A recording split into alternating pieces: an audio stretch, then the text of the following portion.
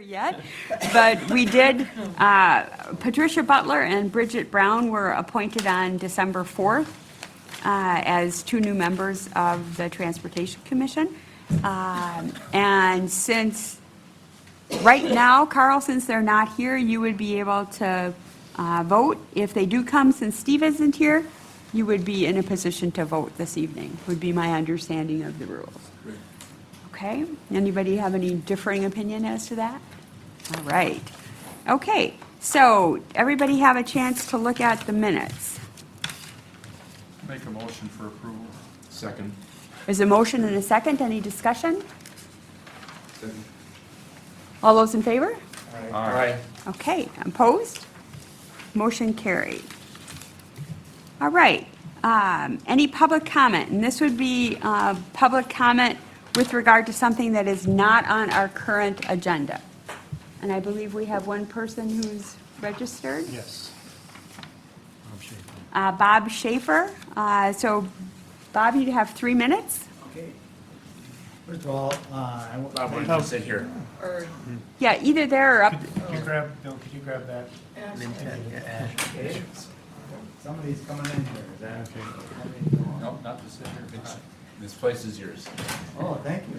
Well, I'm honored. Not for more than 3 minutes. Yeah, just for 3 minutes, right? Well, I Okay. was on this commission or previous Okay. version of it at one time. So what I'm wanting to do is I sent most of you some information about the Transit X. And it's a pod catcher system that is investor-owned and installed at no cost to the community. And the community gets a share of the revenue at the end of the year from this. It is a system that is, the CEO is in Massachusetts, name is Mike Stanley, and I don't work for him, but I've worked with him in terms of getting information about this, and if anybody did not get this, and you want to give me your email address, I'll get it out to you. But that it operates at 24/7. Point to point, it's a personal rapid transit. It is currently being built in Atlanta area and in Ohio. It has a number of other places in the world, in the Philippines and places like that, where they're at the stage of having gone through some of the preliminaries.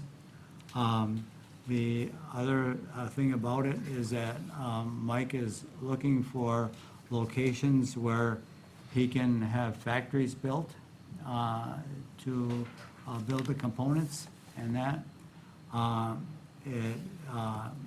There's a lot more information that we can go through once it gets onto an agenda item, but I just want to, first of all, thank you for the work that you do, and ask you to put this on a future agenda, where Mike would also end up being involved, either in person or electronically, to be able to give more information about it for discussion.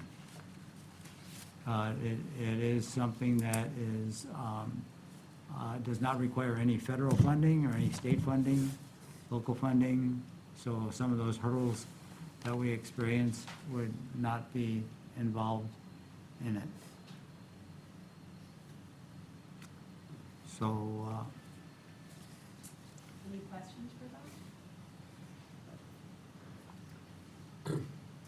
No questions, but I guess no I- I- questions. I would like to hear more about it if we- A couple more things. we did with- I'm sorry, I'm go. sorry, go ahead, Carl. oh, I don't have any questions, but I'd like to hear more about it when we, oh, that's right, I have to press my button. Yes, I can give. So that we could, so I do recommend putting it on Sure. as a future agenda item.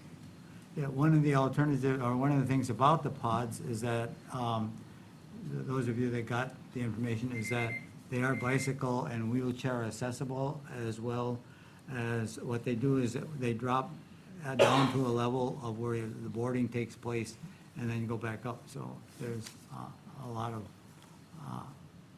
versatility to them. Okay, great. Okay, thank you All right. much. Thank you very much. And I got other things to do, so I'm going to leave, but I do appreciate. Well, thank you for coming, we appreciate it. Any other public comment on anything that is not on the current agenda? Okay. Any disclosures or recusals? No? Okay. All right, new business. If there are no objections, due to a scheduling conflict, we would like to move up item F6, the geometrics for North Ingersoll, to first on the new business action items. So, is it Chris and Alexandra?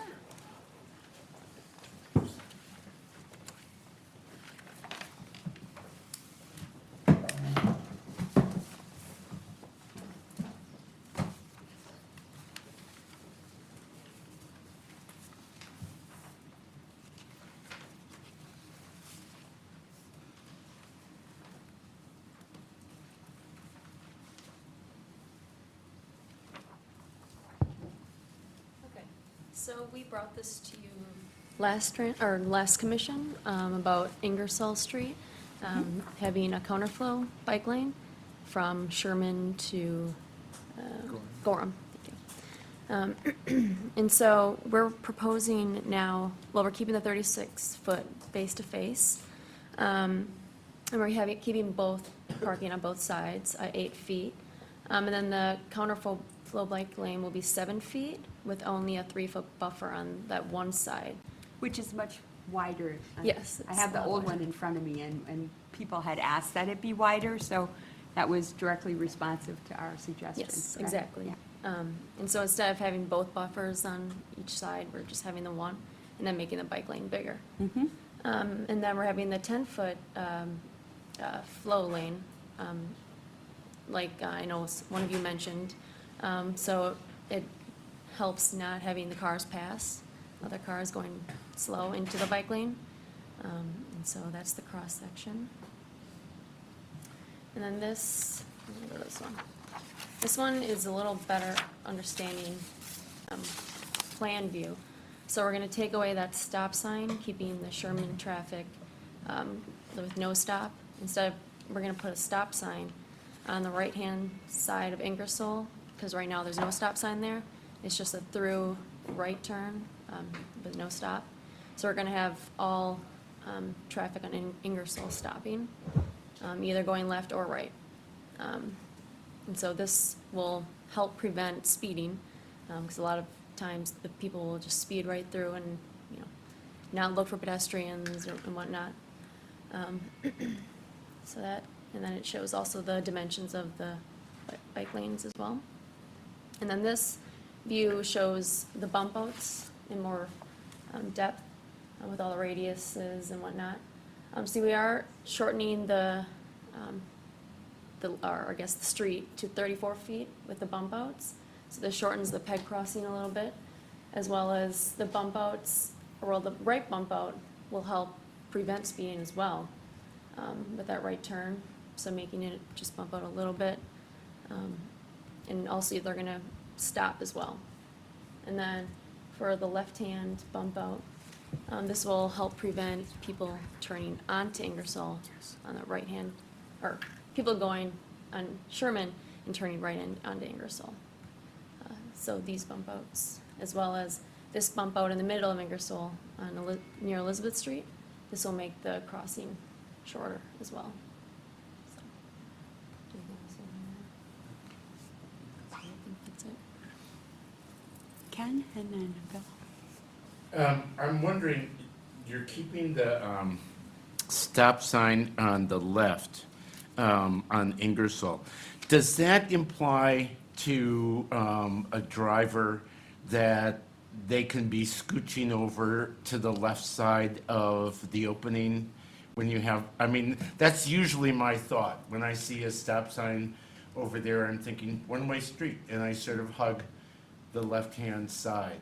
Have you thought about whether that sort of gives a nod to it'd be okay to be, because you really don't want people over there, Yeah. right? Yeah, yeah. I mean, that's a good point, and that's why we have the double yellow lane, or line lanes. Quadruple lane. Yeah, pretty much. Is there any other place in Madison that has quadruple yellow? I'm not sure. I think this might be a first. I don't Right, think so, this I is, think it is the first. I think yeah, this is one of the this is first in first, Madison, yeah, types like this. in Anyway, Madison. that's just, you know, my Yeah, no, I impression as a understand. driver is, I see that over there, and I'm thinking, I should be all the way over to the left if I'm going to be making a left-hand Mhm. turn. But Yeah. you know better.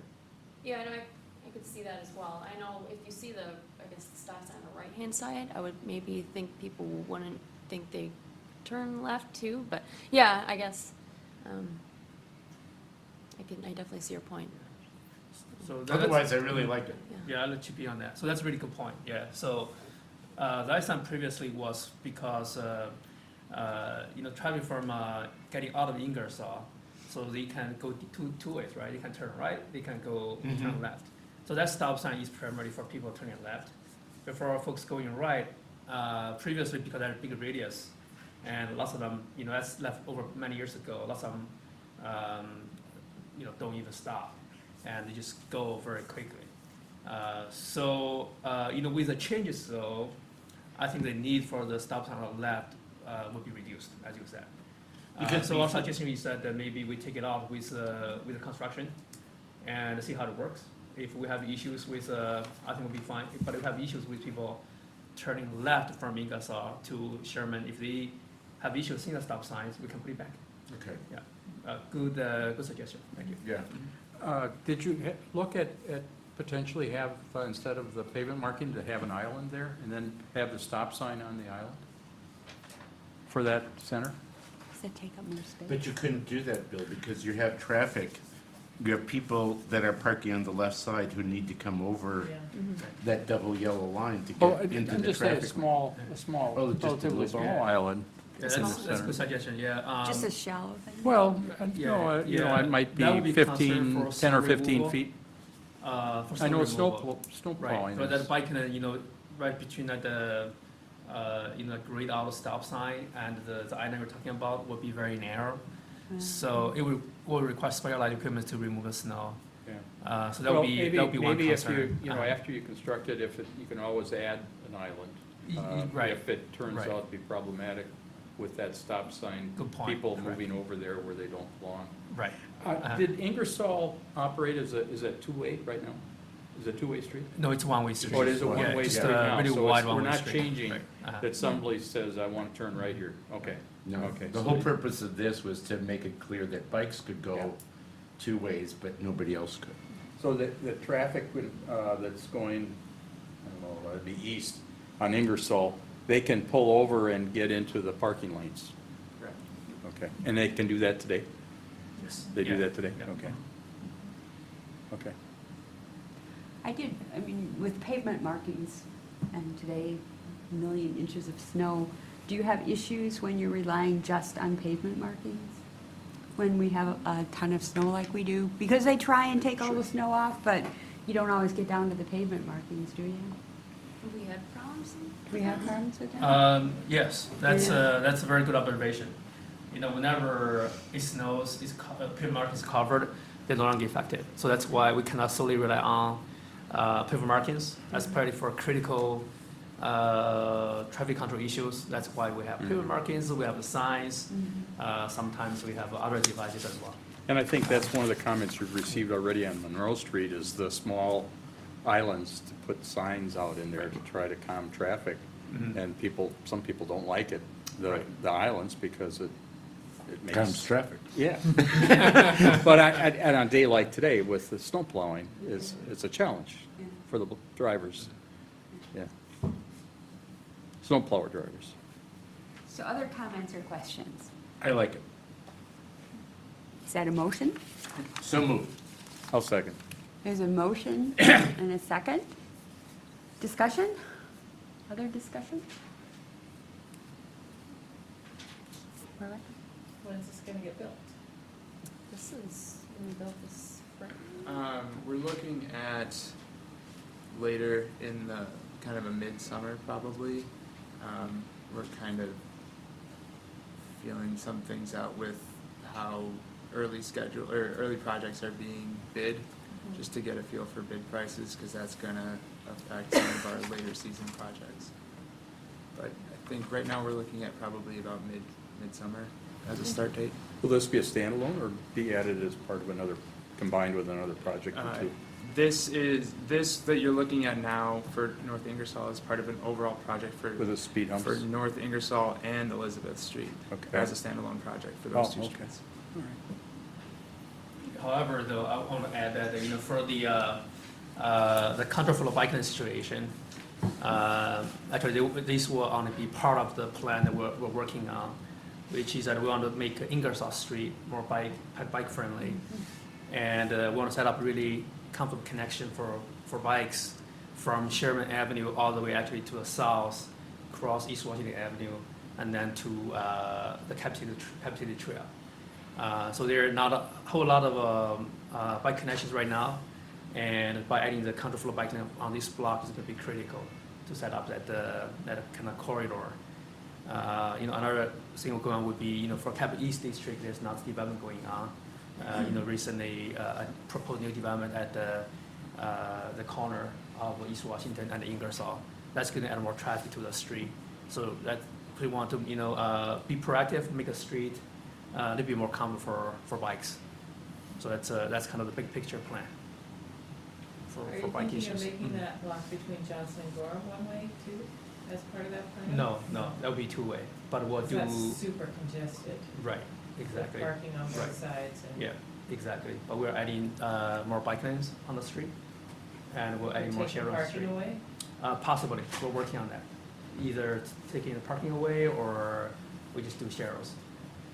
So we're working with the neighborhood on that. Other discussion? Okay, all those in favor? Aye. Opposed? Motion carried.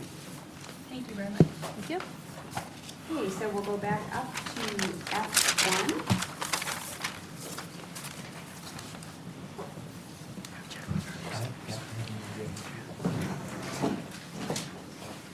Who's doing F1? Anybody commenting on? Bill, you want to talk briefly about F1? Sure. Thank you.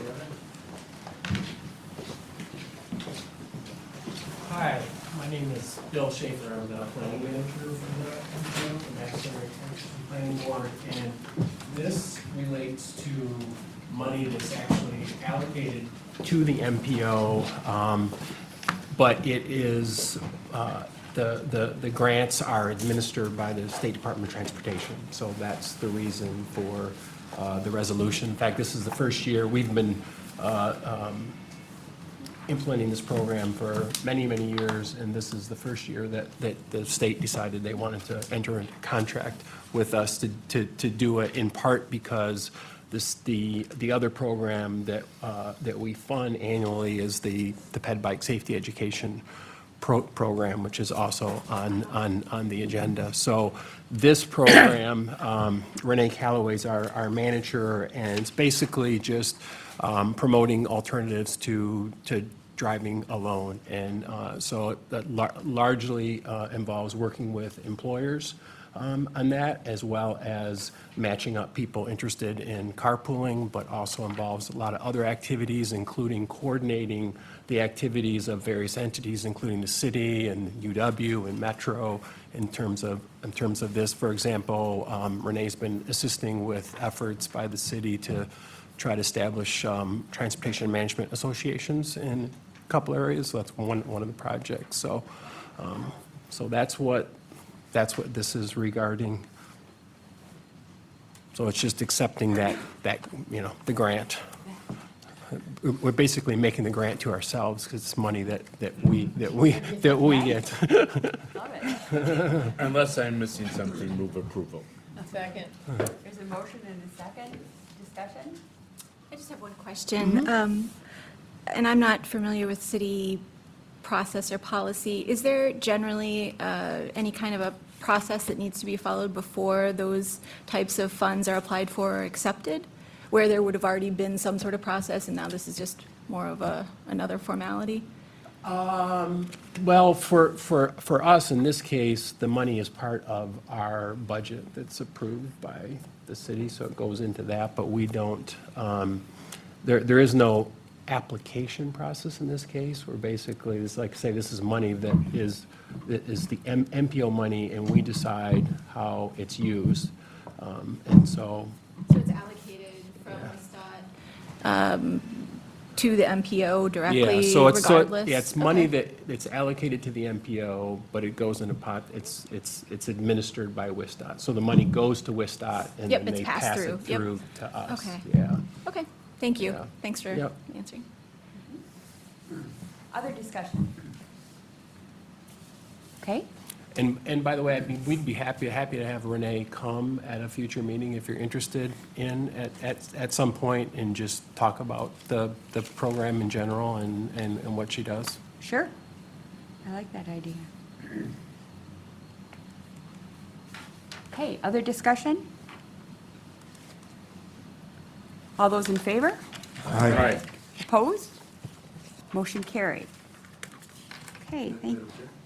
Yes, The next one is yours too, Phil. Yeah, it's actually both. We can Chuck and I. It may be a bit, but I think it may be appropriate to go back to introductions at this point. we can. I was hoping that Patricia would be here as well, but Bridget, we had a spot earlier to introduce new members, so. Yeah, I apologize. No problem. Today is a tough travel day. For me, it was just my job. But do the meetings always start at 5? They do. Okay. They do, yeah. That's how we have them scheduled anyway. So, in the past, we've taken time in the past to introduce ourselves, so if you want to introduce yourself, go ahead. Yeah, I apologize for kind of going off the agenda here. So my name is Bridget Brown. I live and work downtown. This building is sort of right in between the two, and I've done so for about 20 years.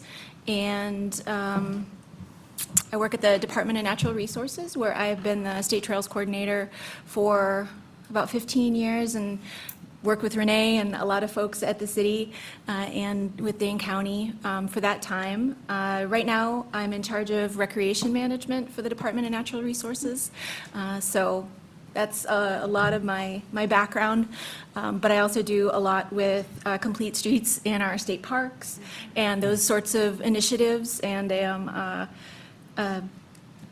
a little bit of a nerd on things like NatCo design and MUTCD and AASHTO standards. So I'm looking forward to serving on the committee. Great, well, welcome. Thank you very much. Thanks, Carl. Okay, item F2. Chuck?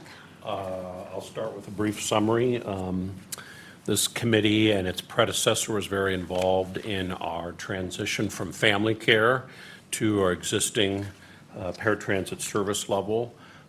We've had strong agreements with Dane County over the years, working also with the MPO on a variety of services, including sharing public information, helping people understand our complex interaction between urban and rural services. And so this is one of the remaining grants where there's still reason to coordinate and share funding, where Dane County provides funding to Metro and to the MPO. We use it to answer questions that people have if they happen to call us, even though they think they're in the city or in the urban area, they may be eligible for rural services. It could be that they're asking a question if they have a disability and they're eligible under the Americans with Disabilities Act, how the rural and the urban services connect. So we provide those services. We work closely with the county if we need any clarification. This has been in a good arrangement over the years, so it continues a long-standing arrangement with the county, between the county and the city. That's kind of our share of it. Yeah, and for the MPO, it's just supporting our work to coordinate on specialized transportation services, and that involves a number of things, but one of the big projects is developing a coordinated public transit human services transportation plan, which is what we're doing now and working with County Human Services on that, but we do other things like evaluate when they're going through selecting providers for their services, serve on evaluation teams, or if they're evaluating any modifications to their services, assist with that kind of stuff. And we forgot to introduce ourselves. I'm Chuck Camp with Metro Transit. And Bill Schaefer with the MPO. Okay. Move approval? Very good. No, I don't think on this one. There's a motion and a second. Further discussion? Yeah, just a question for you, Chuck. Is this the only funding that Metro Transit gets from Dane County? Or is there more? I believe there's some other coordination funding that we get in providing group rides and providing some other services. Perhaps I can give you a summary at the next meeting of how we still coordinate funds both ways, so you can see the full picture, if that would be helpful. Yep.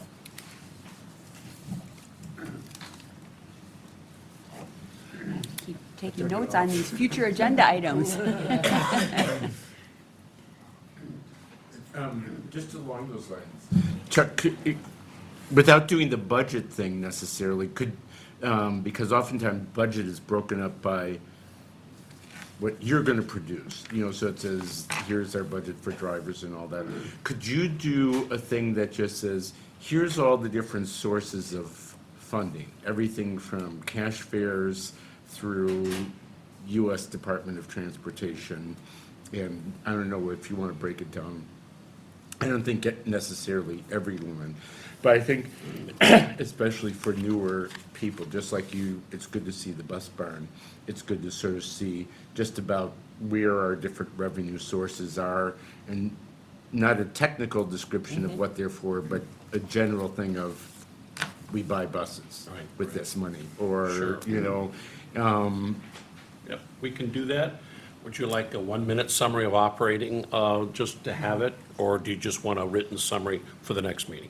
Well, I mean, I'm thinking a written have a- summary, and then we'll probably have some questions, but you Yep. could say, Yeah. surrounding municipalities. Yep. So, not Monona, but all the rest, things like that, that would be Operating helpful. and capital. Yeah. Yep, okay. Yeah. Maybe take a look at your quarterly report and see how this might work into that. Might fit into that, sure. Yeah, maybe that you have something that's halfway there already. That's no problem. Okay. I wanted to mention that last week at the County Specialized Transportation Commission meeting, there was a multi-page, full-color graphics, a report on the coordinated services for specialized transportation between the county and the city. And rather than start all the way back, unless you have a copy of that, I'd imagine Bill Yeah. could come up with copies of it. That might be There was a- something that we could, There was would a be member of helpful the to see MPO too. that brought it and gave a presentation. So, yeah, by using that, they don't really have to redo the whole thing. Good. Other discussion? Okay, all those in favor? All right. Opposed? Motion carried. Okay. F3. So I will give a brief introduction for this item. So this is to accept a grant of $150,075 from WeStart again to maintain and expand a safety education program for pedestrian bicycles, and authorize the mayor and the city clerk to enter into grant contracts. So this actually covers 2 years, for 2019 and 2020. This grant covers 80% of the cost for a city to provide a pedestrian bicycle educator position. This was also a federal grant and was previously set up with WeStart. Unfortunately, in 2017, WeStart staff made decision that this money cannot be used for pedal bike education, and so we don't have the position funded for last year. Fortunately, the occupant of the position retired in December 2017. So so we don't have to remove any existing employees, but end up not being able to fill in the position for 2018. So MPO help us to repeal the decision, and Federal Highway agree with MPO that this is federal funding, so that we does not shouldn't make decision on how we spend the fund. So now we get the funding back. So this is to enter into a contract with WSDOT for 2019 and 2020.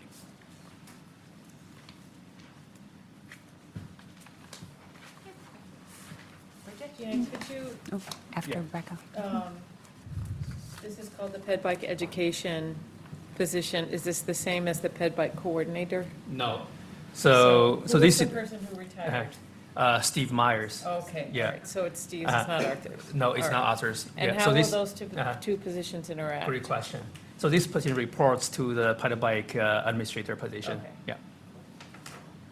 Bridget, did you have something? Yeah, I just have a Yeah. question. So do you foresee this position having any interaction if the Bicycle Federation kind of restaffs their Madison office in kind of sharing some resources and? Right, yeah. So we had a lot of interactions Yeah. before, and we're going to have a lot of interactions as well. Okay. Especially on the, this position is mainly focused on education, so it'd be more in that area. Like the Share and Be Aware program? Exactly, Okay. exactly. Okay, Right. great.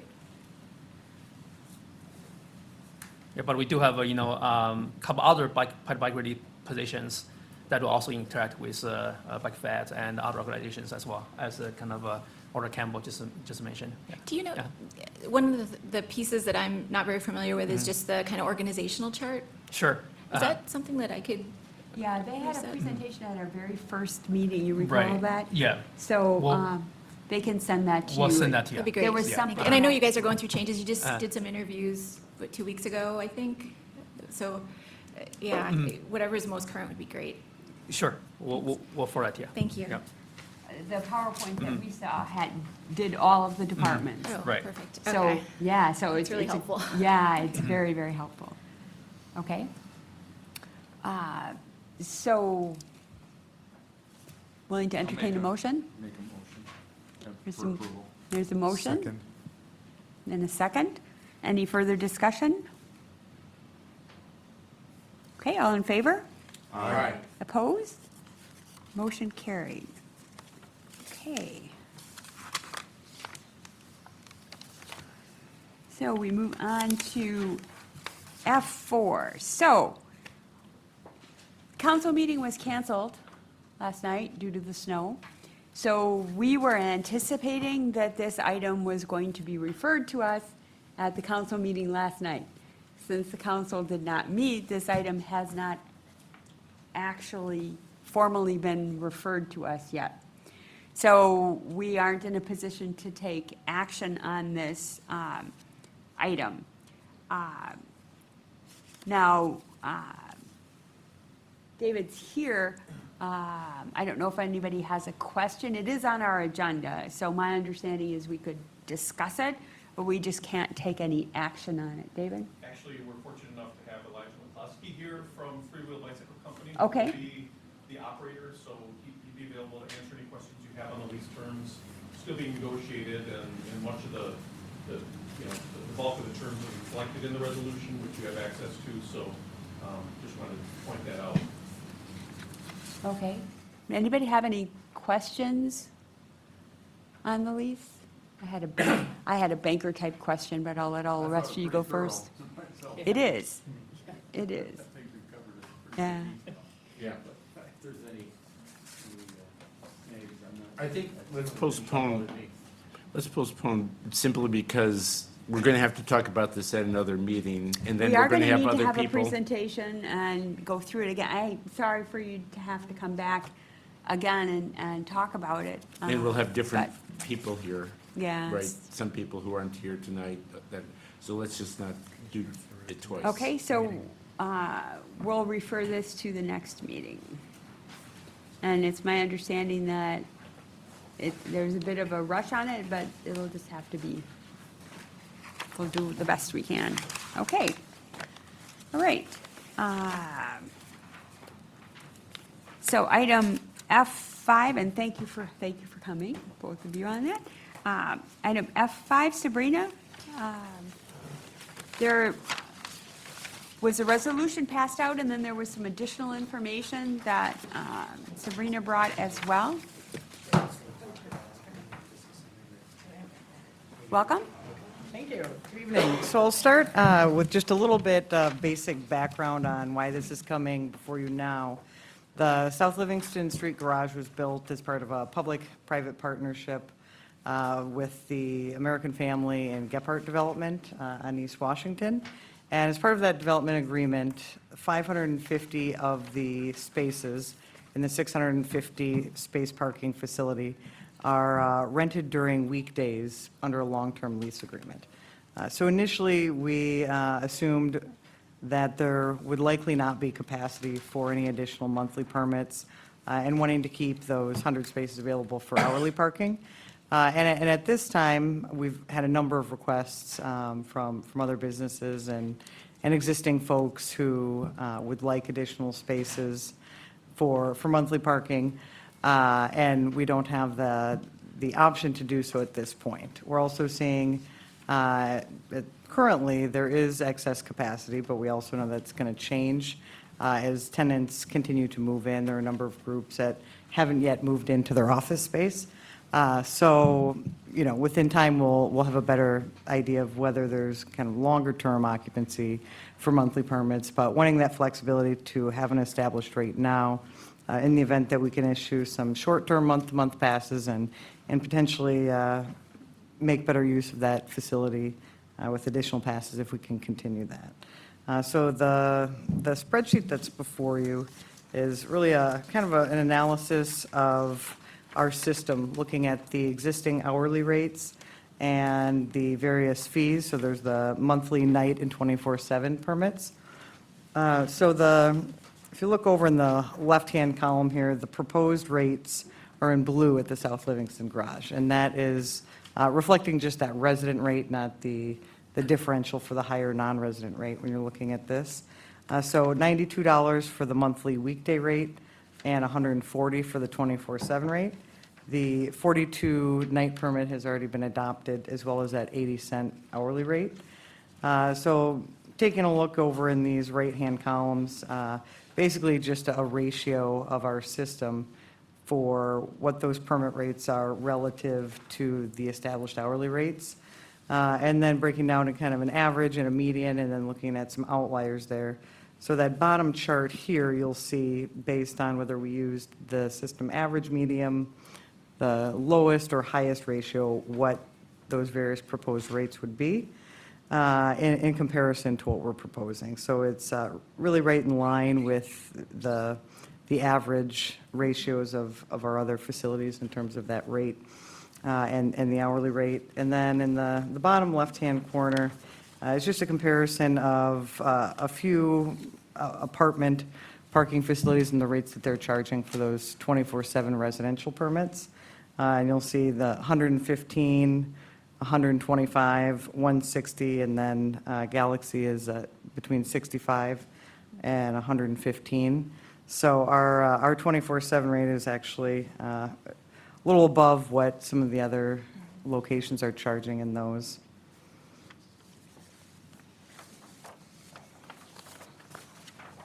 Questions for Sabrina? Bridget? Hey, Sabrina. Hey, Bridget. How's it going? Good. Good. So I apologize. I have a tendency to have a lot of questions, but I don't know anything about Oh, don't parking don't costs, so- apologize. Everybody here always has a lot of questions. We Okay. have we have a very, Okay. we have a very diverse group, and everybody is intensely curious, and so we have lots of questions. Awesome. Okay. Well, here's my question. What are some of the factors that go into rate determination? So typically with our established facilities that have been around for 20 to 50 years, we take a look at occupancy, also look at market rate, but for the most part, we're looking at demand and occupancy. So targeting really below an average of 80%. We don't want above 80%. So rates are often, increased at those higher occupancy facilities relative to some of the others. We're also looking, we're a self-funded agency, so we fund all of our operating and capital costs. So also looking at financial sustainability. I would say, on average, if we're looking at historically, we expect to see about a 4% growth in revenue. And our rate changes are every 3 years. So typically, again, depending on where that's at, it's not uncommon to have a 20% rate jump at one facility and maybe a 5% at another. Okay, thank you. Ash? Sabrina, can you clarify why it was in blue? Did you say it was for private or residential only, or? Those are the proposed rates for the Oh, South okay. For Livingston. Livingston. I see. The other rates reflected are the already adopted rates. Got it. And the reason why they're lower than the other ones is because of the occupancy mostly? Yeah, it's a periphery location. It doesn't have the demand that we've got in the downtown facilities. We expect that may change, but this is sort of a starting place. We don't have a lot of comparables other than residential in the area. So this is essentially that starting point based on what we're seeing for what we can compare to and relative to downtown rates. And that'll be evaluated again in the 3 years, as part of the 3-year cycle? Right, Which I and- assume you're in the middle of or in some Yeah, part of? it's a Okay. typical 3-year, but there's nothing that's sort of fixed or required about that. So certainly we could do it more frequently. The reason why we try to do it on that 3-year cycle is, one, that's when we start to see revenues flattening off. And also doing it more frequently, there's cost and staff and labor involved with updating information and then also just reprogramming all of our equipment and software to get those new rates and testing. So, and also just communicating to the public. So if you found in a year perhaps that occupancy was great, and would there be an opportunity for you to revise the rates within that year? Yep, absolutely. Sabrina, so of the 650 spaces, Mhm. 550 are committed to American Family And the Gephardt development. in the Gebhardt development? Yeah. So that leaves 100 spots, but, so what you're saying, I mean, do these permit holders, just because they get a permit now, doesn't mean they're gonna get a permit next year, next month, whatever, if a decision is made that those spots are needed for hourly parking? Correct, yeah, these would be 30-day agreements. So the way they're structured is the city or the individual can cancel with 30 days' notice. Either party can Yep. cancel. Yep. Rebecca, sorry. So could you remind the body of the terms of those long-term leases with Gephardt? For the So in terms of 550. rates, so it's 550, 6 AM to 6 PM. The rates are $56 per month for the first 5 years. They increase, I apologize, I don't have those exact numbers in the 5 and 10-year period. And then in year 16, it transitions to the established public monthly rate. So that's what, I voted against that lease agreement, by the way, and I don't think I was the only one. And it's troubling to me that, and there's no provision in that lease agreement that says they can't re-lease those at a higher price to anyone else. That's correct. They can, so this is a big concern for me and our parking utility, that private developers, the city basically subsidized private developers to not have to build their own parking, are creating a profit center a potential profit center for them, and our customers are going to be paying more than 150% what their people pay. And for me, I can't let this opportunity go by without making that point again. I think it's really bad public policy, and I know that we likely will enter into these types of agreements where the city, I am all for the city owning parking structures. I'm all for it. I like that we can control traffic demand through it, we have the flexibility of changing rates, but this, having to charge our direct customers over 150% what the corporate customers are getting from us as a subsidy basically, and they can use it as an additional profit center, really, to me, is just not good public policy. Sorry, Paula, And- could you clarify a little bit what you mean? Where is the profit center? They have a long-term lease at Six. 56 dollars a month for 550 spots. They can release those to their clients for $100 a month if they want, for $120 a month if they want. So, There's nothing in that lease, and I fought to get something in that lease agreement that would have prohibited them from doing that. No, they didn't accept it. So we built this with our parking utility reserves and our money. Did we use TIF for this? TIF, GEO, and about 3.5 in TIF, parking reserves. so we're borrowing for this. so effectively, And so, City of Madison residents are subsidizing Right. American Family yes, or another and company? Gephardt. I see. Yes, and they're saying, oh, we didn't need TIF for our development. No, we use TIF for our public parking structure, and furthermore, are subsidizing their parking rates, and furthermore, they can also make a profit off it. So I would just like this body to really understand the financial dynamics of that, and especially as the parking utility, our reserves were just hit hard again for Judge Doyle Square. We may likely be entering into another, like, we're gonna own now over 700 spaces there, right? And control it. That we need to be sure we're getting the value for our taxpayers' investment in, that upper two floors that we, may or may not go into long-term leases with another developer for. Sort of backing up Rebecca on this, I think at least two of the three people here who voted on this voted against it. I'm pretty sure, for those reasons, but there was, urgent was, it was a demand. It was sort of a, we just had to do that.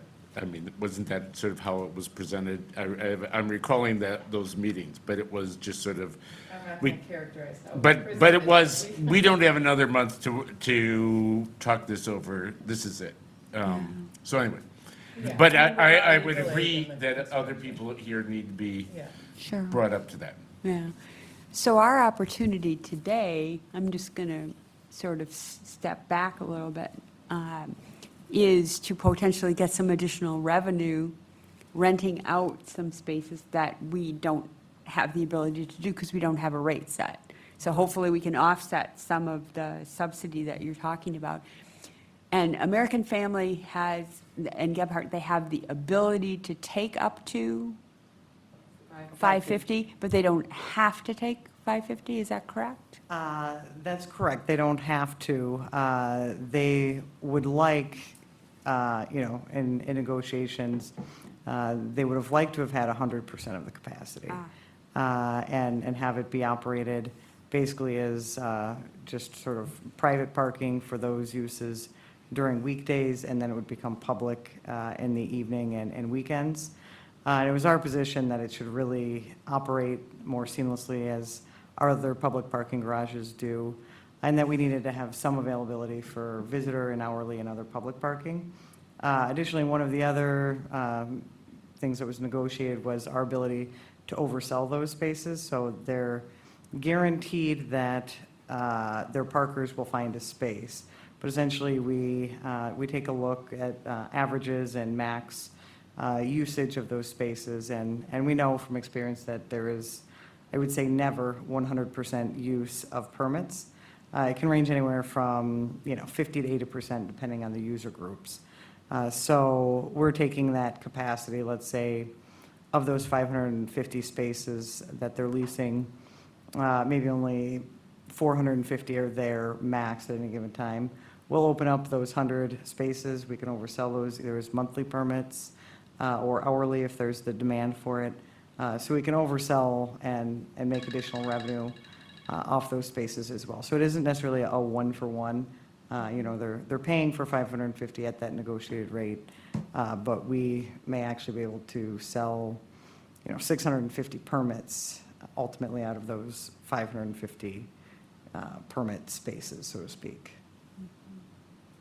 And did I understand correctly that their lease is for 6 AM to 6 PM every day. Correct. So how are the evenings handled, and is there, I see we have a night rate established, so how does that work into this whole arrangement? Sure. So with the users, the individual parkers, it's actually set up a little bit differently, each individual tenant group under those lease agreements can choose how they want to handle those, either with their employees paying as they leave for any overtime, or to bill monthly. So if somebody leaves 2 hours later, they leave at 8 PM, they're charged the 2 hours of parking either at exit, so they have to pay with a credit card when they go to swipe out the fuel display, or it allows them to pass, but that fee is registered, and then we bill those individual groups on a monthly basis for that excess use. And then with the permit holders, those are 6 PM to 7 AM for those night permits. I don't believe we've currently sold any, although I know we've do have a request for some valet parking spaces coming up with the new hotel development for some overnight. So that'll be some good additional use there as well. And then, I guess kind of related to that, so do you have information on what the usage is by the, obviously, those spaces are master leased to the development, but then do you have any information on the usage within that development, both from an occupancy standpoint or from a rate standpoint? And I guess, do we have any way of inferring that because there's additional demand for even more permit spaces, that they are, both full and maybe at a rate that, I guess how we could interpret that rate information? Yeah, I don't have the data yet. We've just been under operation a little over a month now, so I don't have any occupancy data or the usage, but we do have the ability to look at even down to the individual card level or up to the group in terms of use. So, every entry, exit, time of day is recorded, and we have access to pull all of that and compile that data as we need to. No usage data, not necessarily end user cost data. Is that accurate? So if somebody is, if the individual car user is paying, AmFam $100 a month for that space, do we have access to that kind of information? We do not, and that was one of the things I know that was discussed about, can we put language in, as Rebecca mentioned, to not allow them to resell them or charge more than what we are. And it was something, and I'm not going to go into the legal aspects of it because I'm not an attorney, but there were some concerns with the legality of putting such a clause in, which was why it was not put in. I wonder, even just saying that they're allowed to sublease, but only subject to the approval of a lessor, which would allow the city to oversee a little bit more closely. Anyway. That was the city attorney who acted? Yes. Yeah. Ken? Just out of curiosity, when Sylvie operates, do we use event parking rates that way? We do. Okay, good. So, And has that been a good experience with people getting out fairly quickly? I believe so. In terms of sellout events, I'm not sure we've had a large number of those. They've been smaller events so far that we've seen, but still good usage. And we're sort of learning as we go too from an operations standpoint. This is our first facility where we've done large events and a pay on entry where we don't have in-lane cashier booths to take that payment ahead of time. So we've got staff there that's letting people know that to pay at the pay on foot, pay before they leave, that it's a flat rate. In the lobbies, helping folks use the machines and any issues that arise in directing traffic. So everything I've heard is it's going well, but still learning as we go.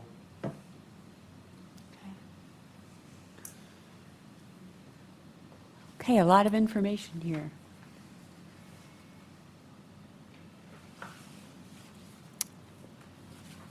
I think it's good to have, I'm not able to make a motion, but I do think it's good for us to have the ability to rent out the spaces and set a rate. So what are people's thoughts about that?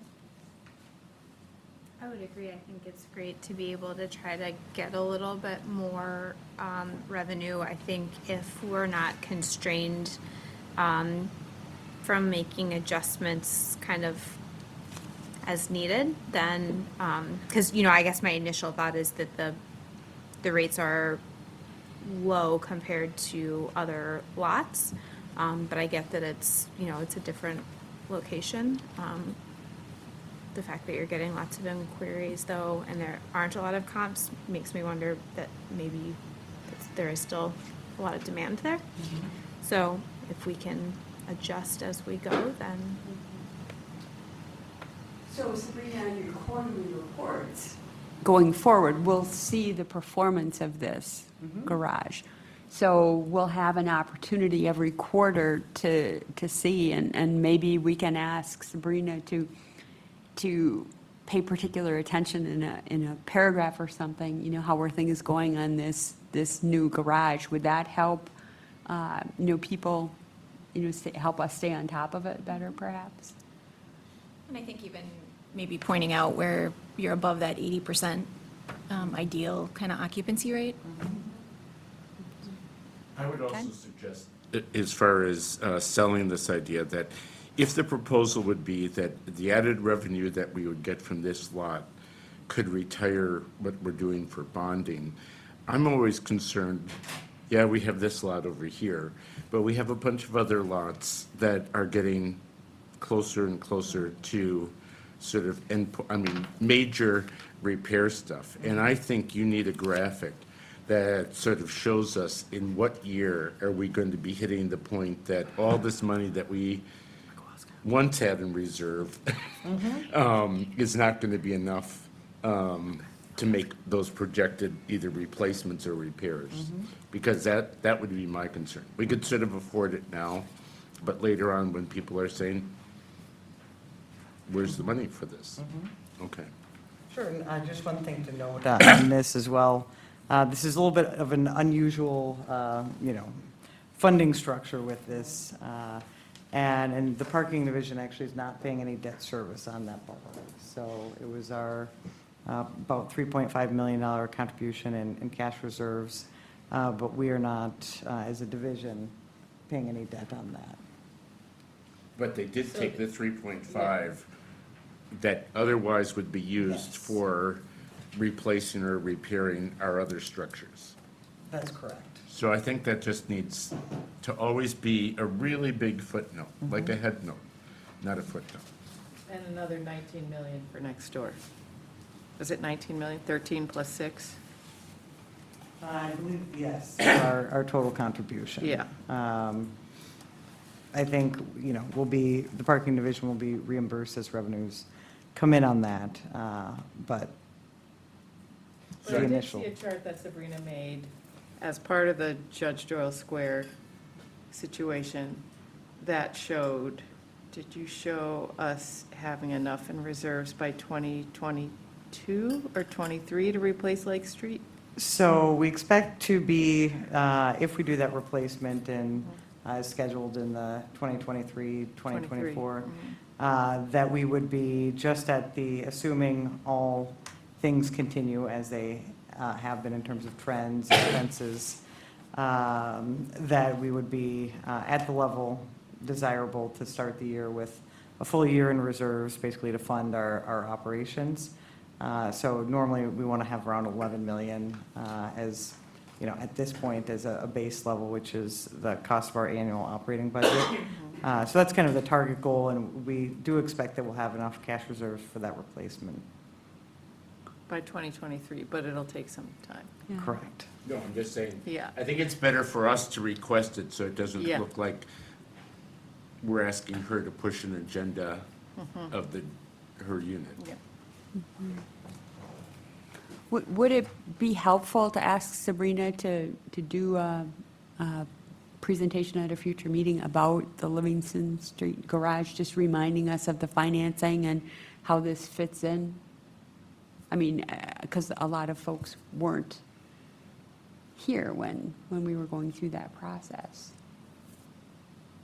Something that would be I think more helpful? generally, what Ken was suggesting is of the financing of the parking utility as a whole, and the financial health of the parking utility of the whole, and how Livingston and Judge Joe Square, and how, right, how all Yeah. of that, those are impacting. And how we're gonna get to Yeah. 19, or to 2024. Right, with 11 million in reserves.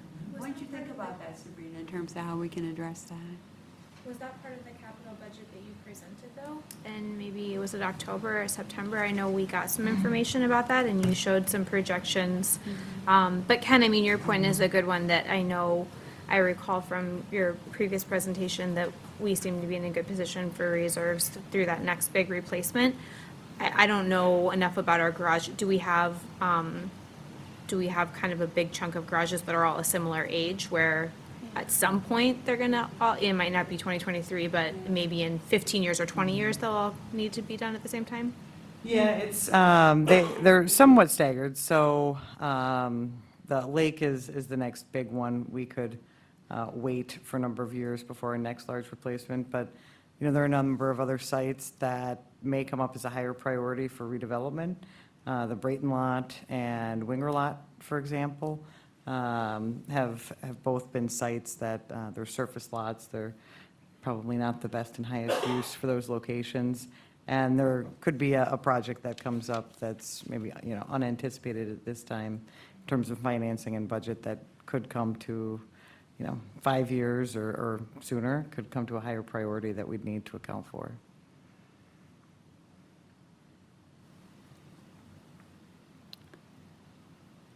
So, sounds like something that would be good for us to Yeah. hear about. And you can think about the timing in terms of when? Sure, yeah, I think, I'm not sure how many of you are familiar with the financial sustainability study, which sort of, I think it maybe outlined maybe a 20-year in terms of basically reserves projections and when all of the next big replacements were roughly scheduled. Is that what Yeah, you're looking yeah, for? that's what I'm looking Okay. at. Yeah, sure. Because I think you and I are the only oldies on this, yeah?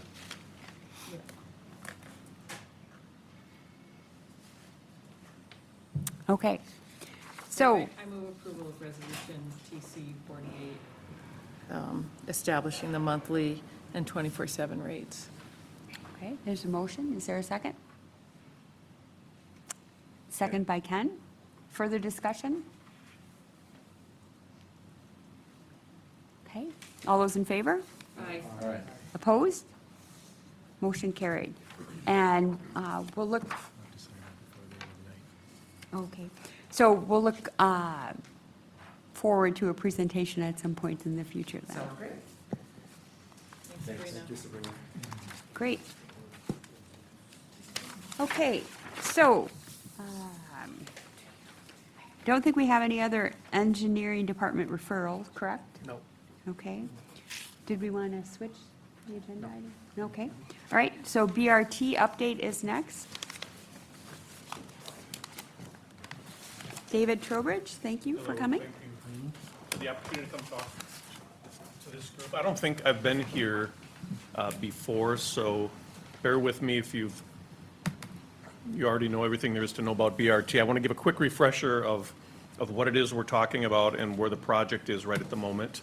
The idea behind Bus Rapid Transit is, just like the title sounds, rapid. You really want to speed up the service in the core routes that you have BRT. Very frequent service is something that's important as far as not having a schedule. So every 10 minutes, let's say you know a bus is going to come. If you miss your bus, it's much better if you, for managing transfers. So fast, frequent service. And in order to make it fast, one thing that we do is we don't stop every block like typical Metro service does. So there's a bit more of a walk, and that's kind of a balancing act. You want to provide people good access, but you also want to speed the service through the corridors. So we through station spacing, that's a key aspect of speeding it up, as well as special treatments along the corridor, like special signals or bus queue jumps, maybe even a special bus lane. in some places where that would be warranted, although that's going to be difficult in Madison as we don't have a lot of low-hanging excess capacity, particularly in the places where you'd want it. But the other thing I want to mention is off-board fare payment. So when you're at a station, there'd be a kiosk where you have your pass and you'd either pay cash or you'd doop, hit your card, and everybody piles on and off the bus at the same time. That really, more than anything else, speeds up the service throughout the corridor. So that's something we definitely want to build into the project as we move this forward. You can see some of the travel times that we are expected to improve from east, west, north, south, anywhere from 25 to 40% improvement in travel time. So it will really make a difference in people's experience. Where are we now? Last year, the city council, the common council, had passed a resolution asking us to move forward on an east-west corridor first. And there are a number of different reasons why we did that, and I can go into that if you like. But long story short, we wanted to have our very first project that we submit to the Federal Transit Administration for a grant to be successful. And the first phase is really the heavy lift, where you're buying your articulated bus fleet. You are, in our case, we're going to have to build a maintenance garage that has the capacity for this, as well as the overflow that Metro has. And building the infrastructure on that first corridor is really important that we are successful. And then after that, we would expect that extensions to the north, to the south, further east and further west would be possible. So we don't know exactly what the termini would be. We do know we want to probably for sure get to Hilldale, Hill Farms on the west and on the east. It'd be great if we could get out to Easttown, but we're still kind of working through that, and that's what this next project is intended to look at. The other thing I want to bring up is getting through the downtown. There's really no easy way to get through the downtown quickly. There's people that would like us to be on the square. There's people that don't want us to be on the square, but you have to get close to those key destinations, employment destinations, cultural amenities, and things that you want people to be very close to. So that's going to be a balancing act that we're going to be working through here with the community over the next several months. As I said, we are going to be preparing an application to the Federal Transit Administration to move through the next steps of the process that would ultimately lead to a request for a grant. And we're very favorable under the Small Starts program, which is what funds BRT systems throughout the country, that we would be successful. We have a very strong ridership base already, and as far as the criteria that FTA looks at, we would stack up very well, in my opinion. So it's really coming up with our local share, not easy, obviously, but that in the eyes of the feds, we really would be a very good fit for a Small Start grant. So I'm pleased in the conversations we've had with FTA.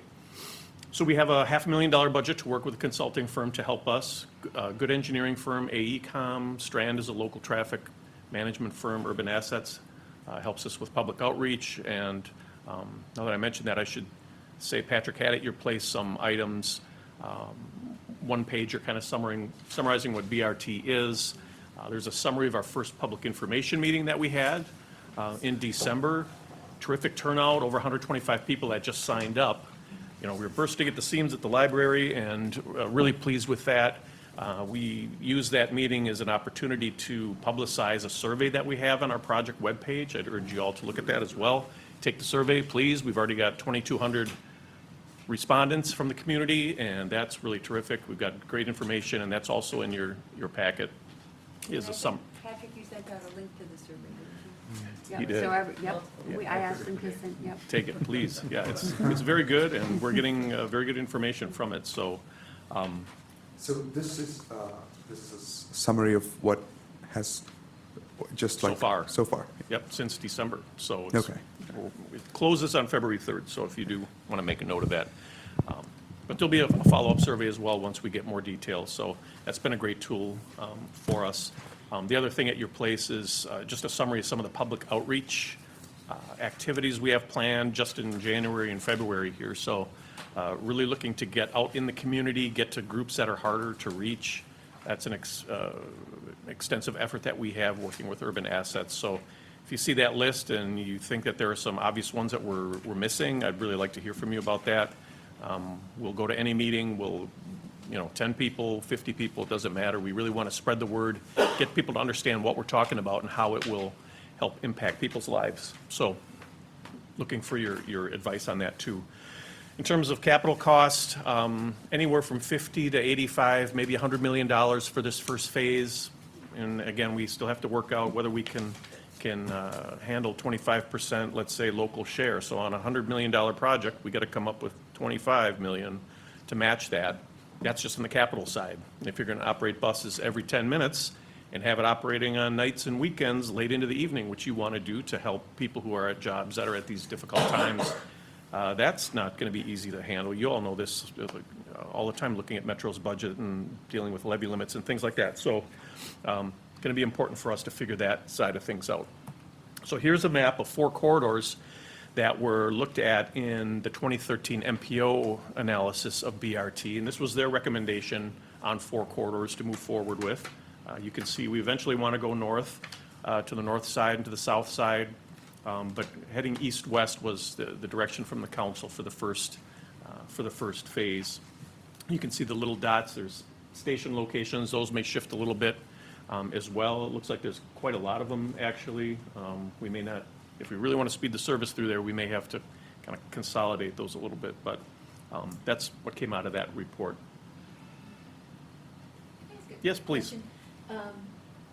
So you'd mentioned some kind of system at least some of the onboarding locations to maybe pre-pay or could those also be perhaps used to like actuate something to alert the bus driver to stop or not, so that if there's no need to stop and no one on the bus asks for a stop, that they can just cruise through? You know, I don't know. I don't know if that's something, do you know, Chuck? Maybe.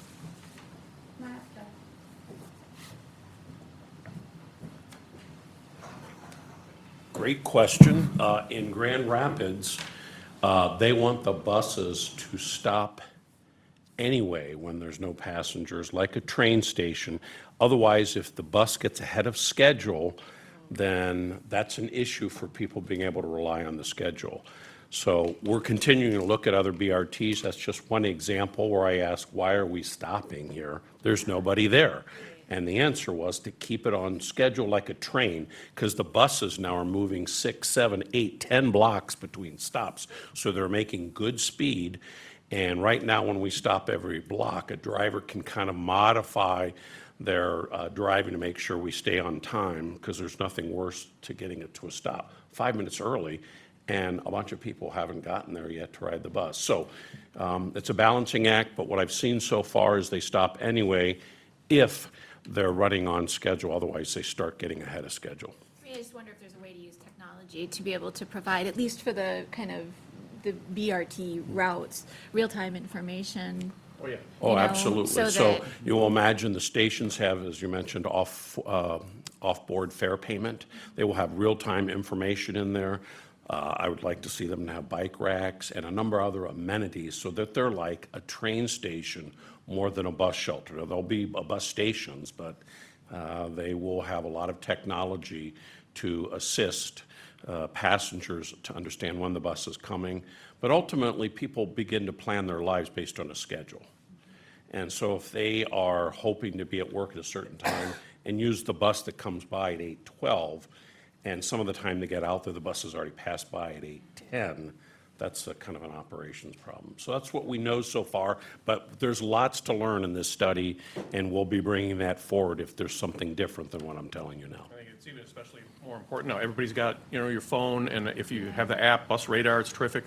If you think that the bus is going to be there at a certain time, you kind of time your walk so you don't have to stand out in the cold for 4 minutes and wait for it. If the bus driver leaves early, which is a pet peeve of mine, not that they all do, some do, that would be a problem. So I think that underscores it. And cold weather, Minneapolis has heaters in a lot of their stations too. I don't know if that's something we would want to try to think about, but chipping away at all these little inconveniences of transit really help make the experience much better. So we're going to be digging into all that stuff. Yeah, good question.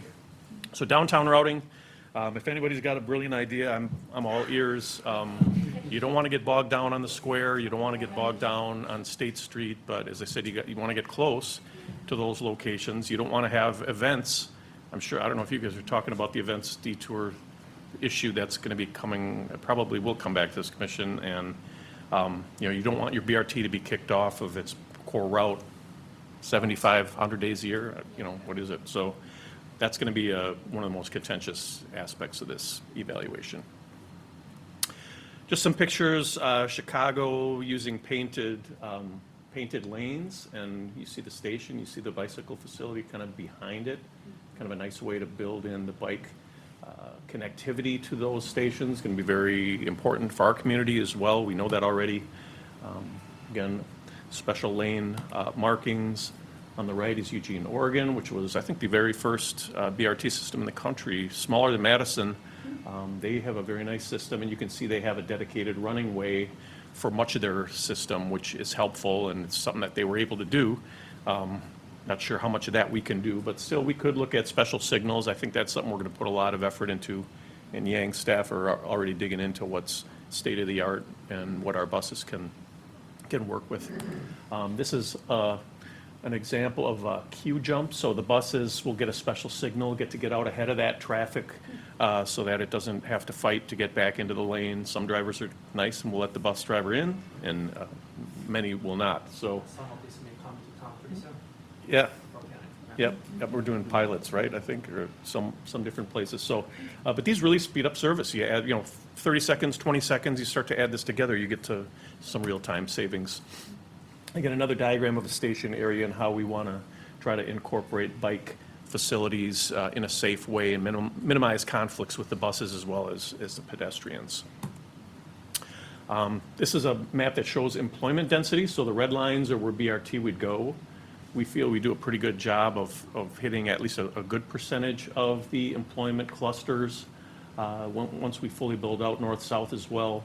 But if you live, outside of these areas, it can be a challenge for you. So you see the circled areas, and I've shown this graphic a lot of times. This is where lower income communities are being pushed further and further south of the Beltline, for example, away from the key transit corridors that we have now. So if you live in the Raymond Road area, this is a great graphic I stole from Tom. He's left the room, but it takes you an hour and 2 transfers to get to a job in Greenway Cross, just south of the Beltline, which is probably, a 15, 20-minute drive if you had a car. And then similarly, if you look at living in that same neighborhood, if you're going to campus for a job, it's takes almost half as long. So a lot of the service is oriented towards those key density centers like the UW, because they traditionally have been our best customer and still are in many respects. But as housing affordability has shifted people around and the jobs have become more dispersed, the types of jobs that low-income people might be willing to work, it's created a real problem for people. An hour, 90 minutes, one direction is really unconscionable, I think, in many respects, and we really need to try hard to rectify that. And you can see in our 2015 onboard survey that the transfer rates for black people, for example, are almost 4 times what they are for whites, and income disparities as well for transferring. So if you have to transfer, it's not a pleasant experience. And a lot of transfers lead to long travel times. So you can see, again, the racial disparity. Almost 3 times their trips are more than 45 minutes, and they're the ones who can least afford to lose that time. One thing I want to talk about is BRT isn't the only transit improvement or group of improvements that we're looking to move forward on. You've heard about Metro's maintenance facility issues. That's pretty much top priority, I think, in the city. But there's other things that we need to do to build in more capacity and more amenities for other transit users, even if you're not right on the BRT route, like park and rides, or better frequency, for example, on the south side. If we don't have a BRT going there in the first year, maybe we can add some frequency during the weekends, for example, to help people get to jobs.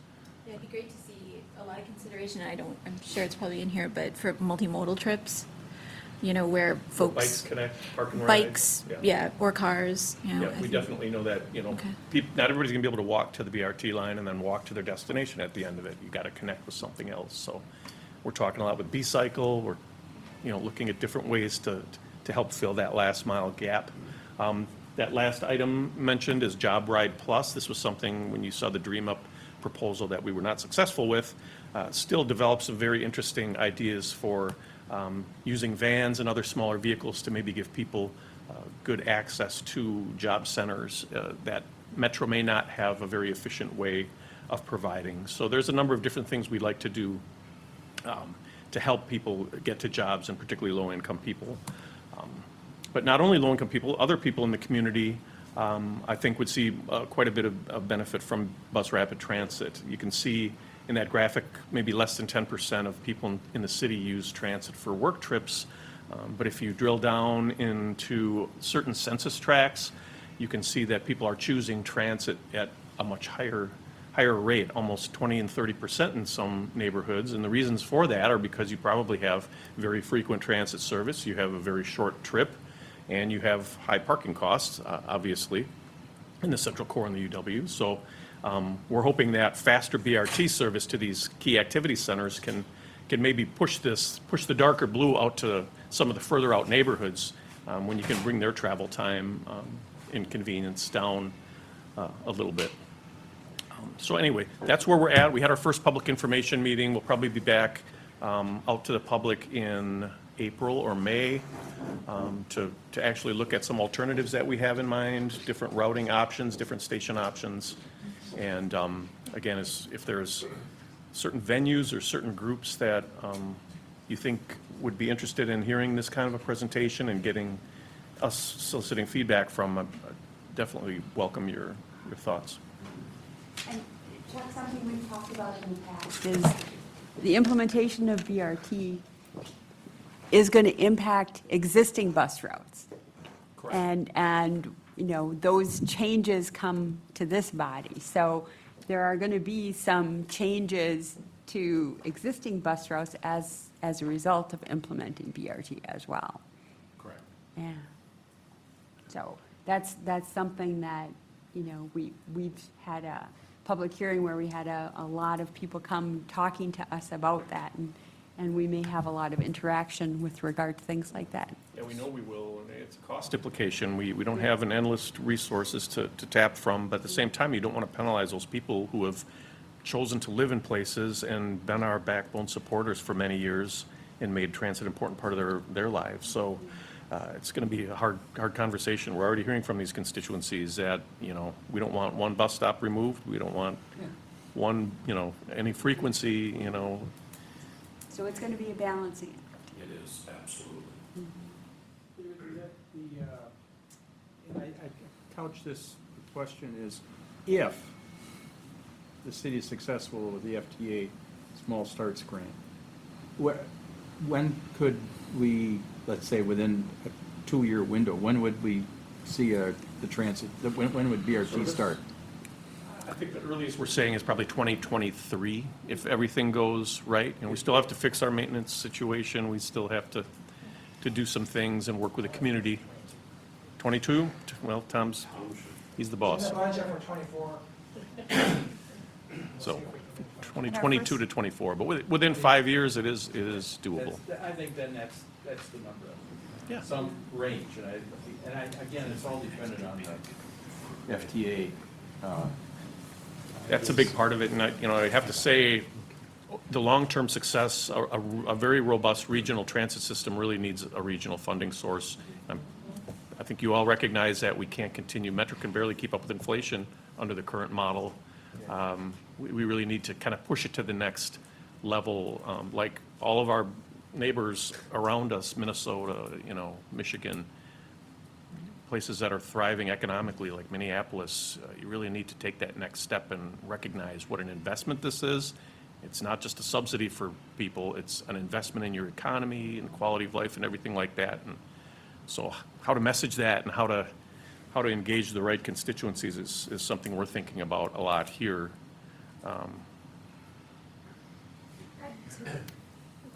Jess? Mine's just a comment. Sure. If that one was done. Well, mine is too, I guess, but to that end, and I might be making a lot of leaps here, so tell me if I am, but it feels like BRT is very different than, it's not a faster bus, it's really a different solution than the existing metro system, and the fact that it's fewer stops and faster routes seems like it makes it more well-suited to commuters specifically kind of regular commuter routes. So from that perspective, I feel like the importance of engaging the major employers is, you know, can't be understated or can't be overstated. You know, Middleton is on the employment map concentration. Middleton is conspicuous in not having any kind of, you know, because they're not part of City of Madison, not having any kind of connections. And to your point, you know, if we can engage some of those communities for a more of a regional transit authority type, I think in Milwaukee they call it a workforce regional transit authority, and that's different, so. Yeah, we're talking about all these things. Yeah, but I guess, yeah, as we talk about, you know, groups to engage, it feels like employer centers would be really, Yeah, we're meeting with the chamber in February, just kind of get their advice as to how to do exactly that. So they're going to be key, particularly if we need some legislative action at the state level, which we would if we were to create a workforce authority or whatever it's called. We need the business community to be able to tell that message to them. And I think it would have much more effectiveness if they would. Don't forget about not just the private business community, but you know, I have to schedule meetings with my employees around bus schedules, so you know, it's also folks downtown here and state employees and others who are located on bus routes. or Hilldale, for example. will Visitors be- would be. Hill Farm, Yeah, Hill yeah, for Farms, sure. yeah. No, you mentioned visitors would use a premium service where they wouldn't get on a local bus, because FTA recognizes that as well. You can point to a map, you know exactly where your bus is gonna go. Another reason not to have it moved from the square all the time, for example. So You're that's meeting with DMI as well, aren't you, David? all the time. Yep. Yep, and the Greater Madison Convention Visitors Bureau, Deb has asked to talk more about this, so. Chuck, did you have something to add? Just two quick things on how I feel as a transportation department is so beneficial to have this discussion. I heard the comment on park and ride lot. Now when we're having our regular meetings, the thought comes to mind, Sabrina, I wish she was here because I'd like to thank her for this. Can you tell me at my North Transfer Point park and ride lot where people are coming from? And she has. And they're coming from all over, very few from near the North Transfer Point. So park and ride lots, I feel, now I have a better understanding of how important that should be with the BRT. It's really good data to show you one day about why we need to invest in that. Another thing that's coming to mind, you saw the east-west corridor, but some of the things that Dave showed you, some of the things that Yang is working with us on, for example, the traffic signal priority eventually on Park Street. Even if the BRT is a little bit later coming to Park Street, we are working with traffic engineering in a different way, not only on Q stops, but potentially on traffic signal priority to improve the on-time performance of Route 4 and 5 that are on there. So there are lots of things that I would just say, the BRT is kind of like our big capacity improvement, but there's a lot of things we're learning that will be very beneficial to the rest of the system. One quick thing I just hope doesn't get lost in the discussion is providing for and educating about bicycle safety as we're looking at, you know, speeding up some of the routes. Just as a bicyclist, my closest calls have been with buses. And I, you know, partially, you know, for a variety of reasons, size, et cetera, but, you know, as there's maybe more pressure on going with some of these sort of express routes, just want to make sure that doesn't get lost in the Do conversation. you like that design of the station with the That bike was kind of great. go? The Chicago design, that was, yeah, by Yeah. far, rather than, I think there was one where there's a lot of cross bike lane turning. Yeah, the queue jumping can be really tough. Yeah. Yeah.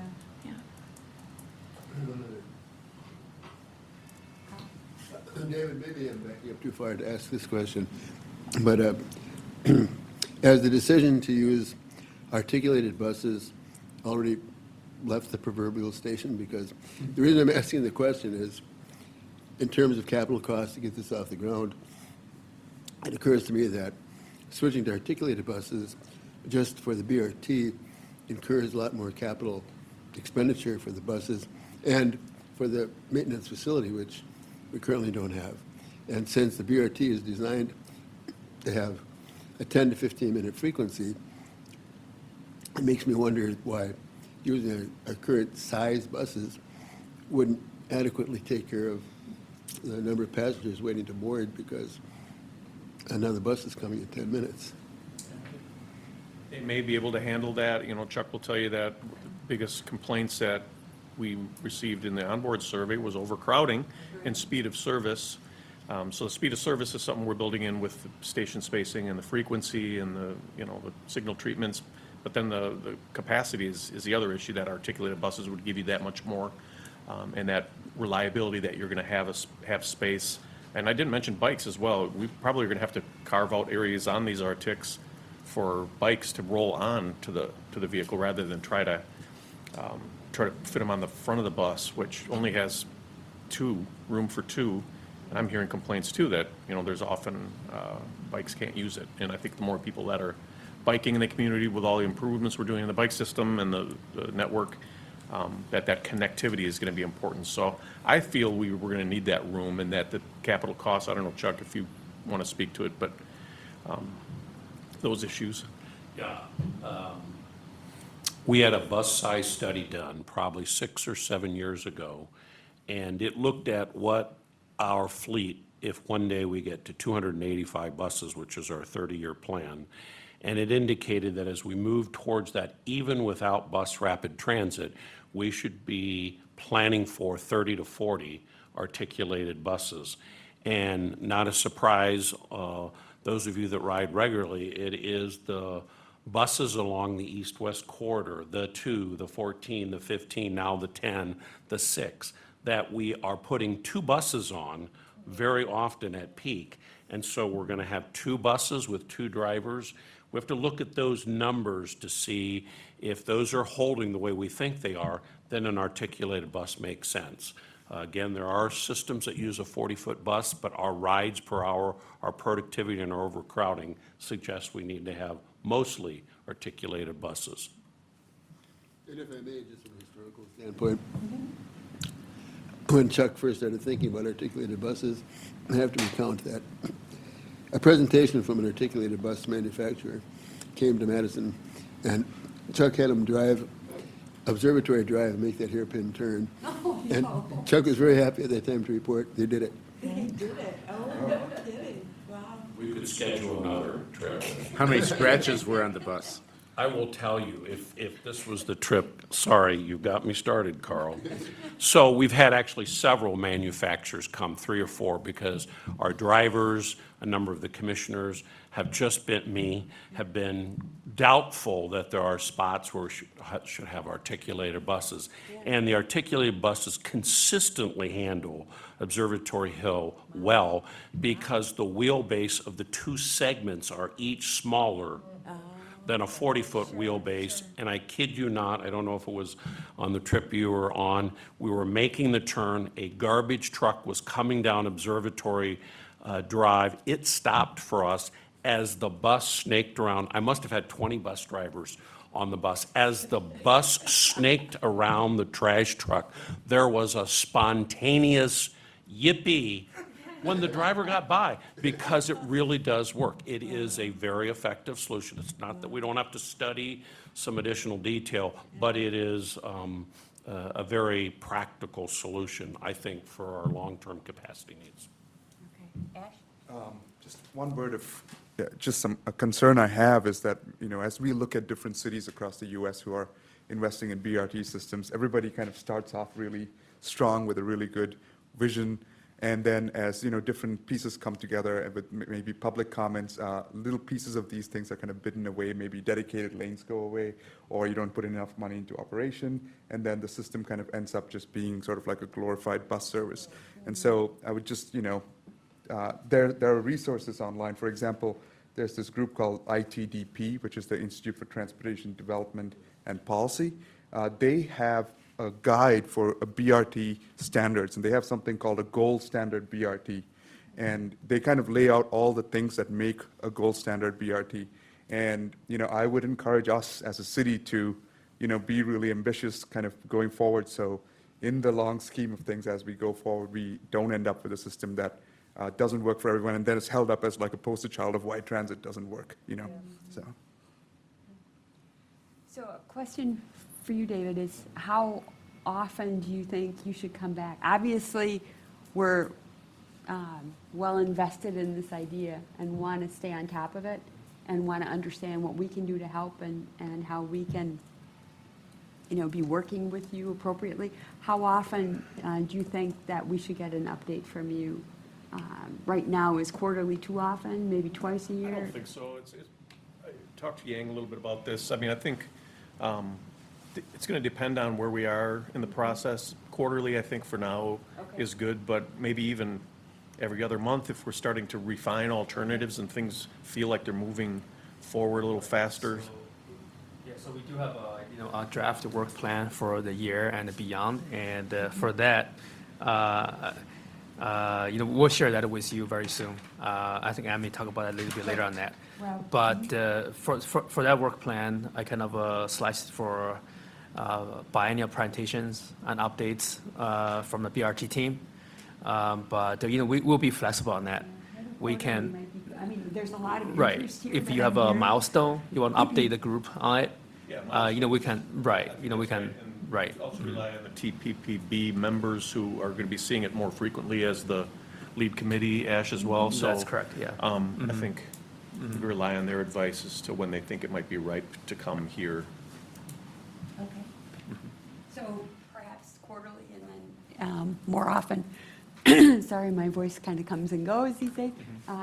More often as we might need to. Because clearly, Chuck, it's something that we need to be integrally involved in the implementation of BRT and how it impacts the other bus routes, et cetera.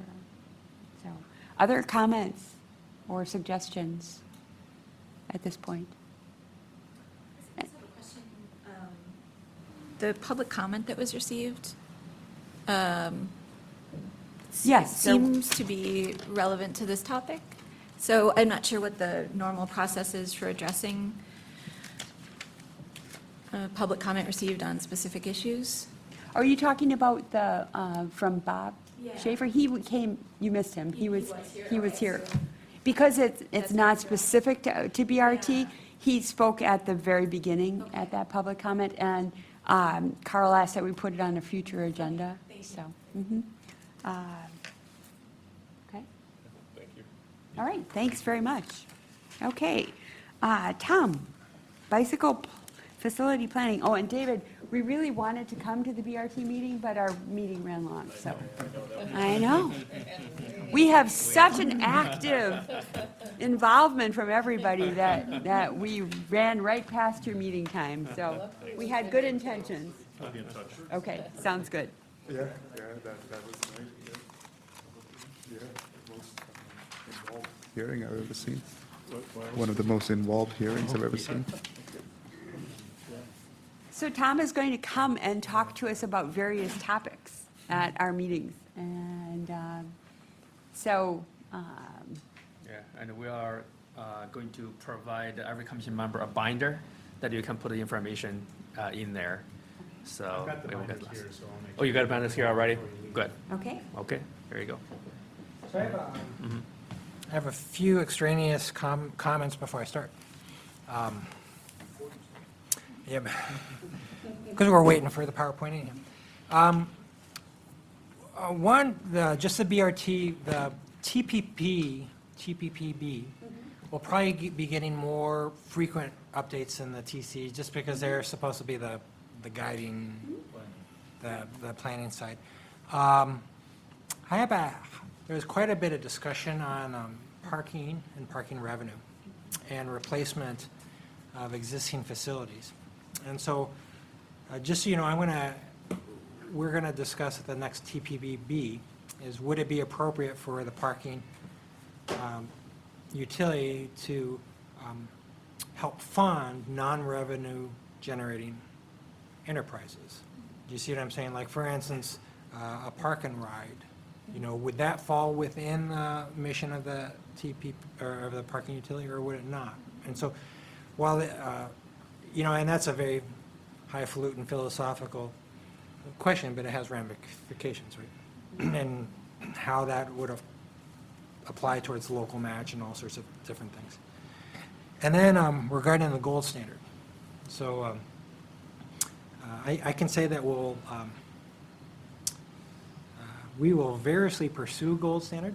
I think it's important to generate momentum and anticipation, because gold standard BRT has lots of impacts, right? And I think we'd want to, the impacts are reasonable for the benefit, but I think the impacts, if generated or I want to say this correctly.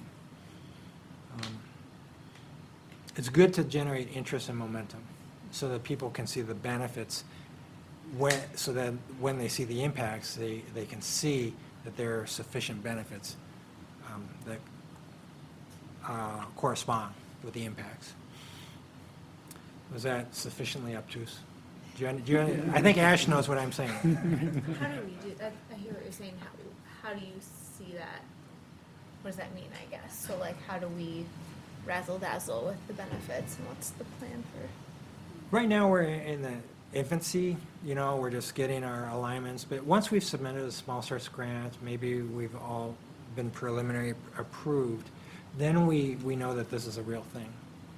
This becomes a real thing, that if we can develop a system, that FDA will fund this real thing. Mm-hmm. And then we will look really hard.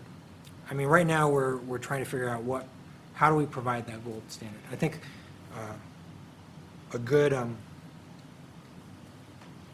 successful BRT systems have 50% dedicated running ways, and so 50% what? dedicated running ways. So how would we do that, And do we need to do that everywhere, or where would it be key to do that? So, and so that's hard. Dedicated running ways means that there's a bus lane. So we're thinking about that. But right now, I'm talking to you about emerging bike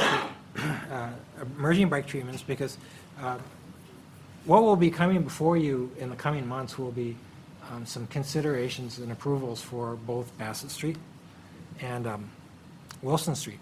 And both of those projects, they would like to construct this coming year, which means they need to design them. And so we've been in I feel like a very compressed study process to try and determine what should be done for these facilities. And so there's so much that needs to, there's so much background information that needs to be had, and we really have like 2 months to get that background. So I'm taking this as an informational presentation so that when approval comes, a month from now or 2 months from now, you will have some of this background. So emerging bike treatments, we have bike lanes, buffered bike lanes, left side bike lanes, and contraflow lanes. It's not AASHTO compliant, though. What? That one doesn't have enough of a buffer to be AASHTO compliant, so there's well, not actually, enough room.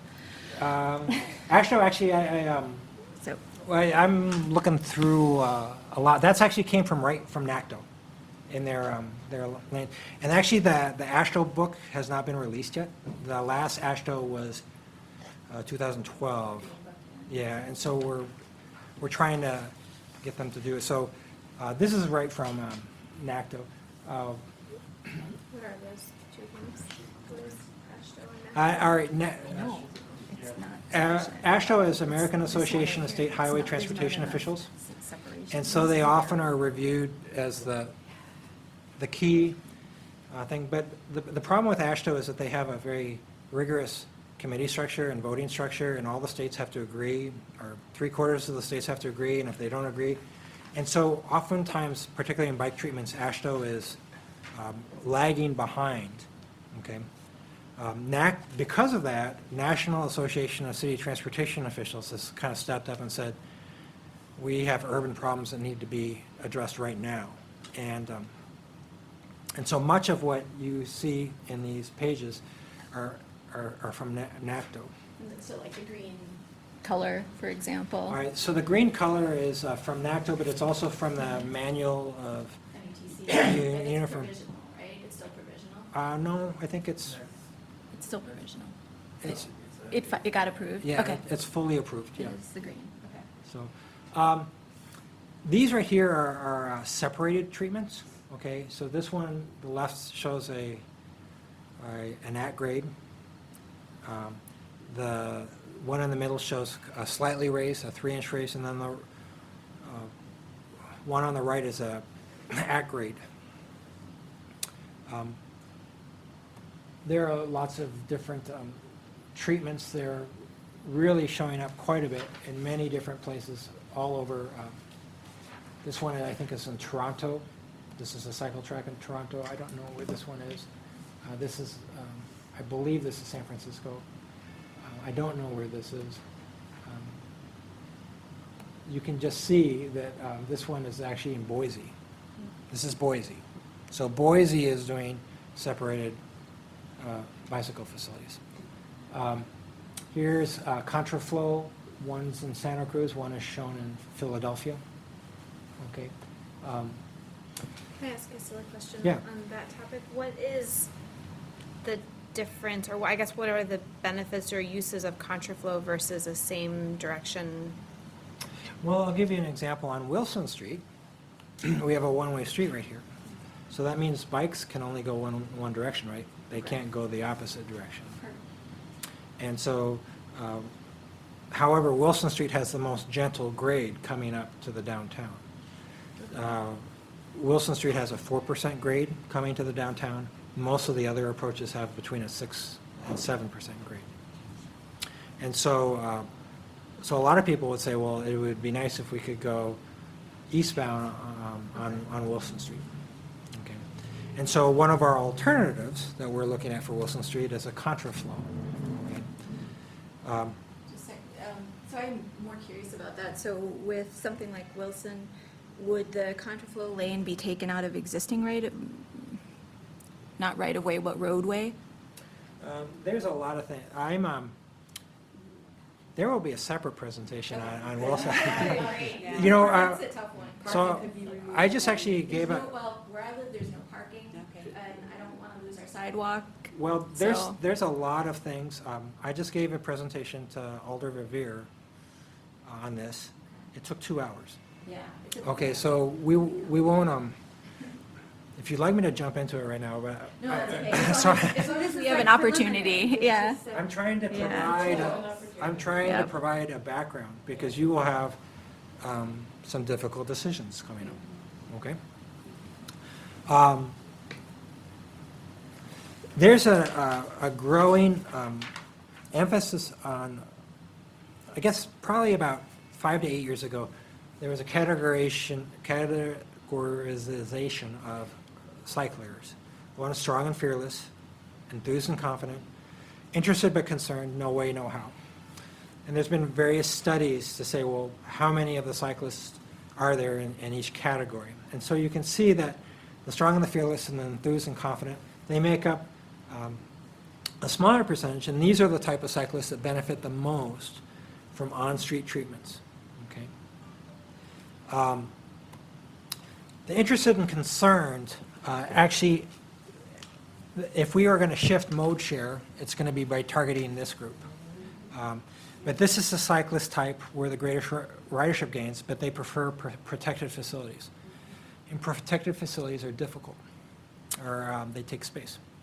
Yes, question on this. So this is actually just polling all people, not necessarily just among cyclists? Yeah, because Okay. there's the no way, no how group. Right, obviously not a They're- they're cyclist, not so, a cyclist, yeah. And so we could target the no way, no how group.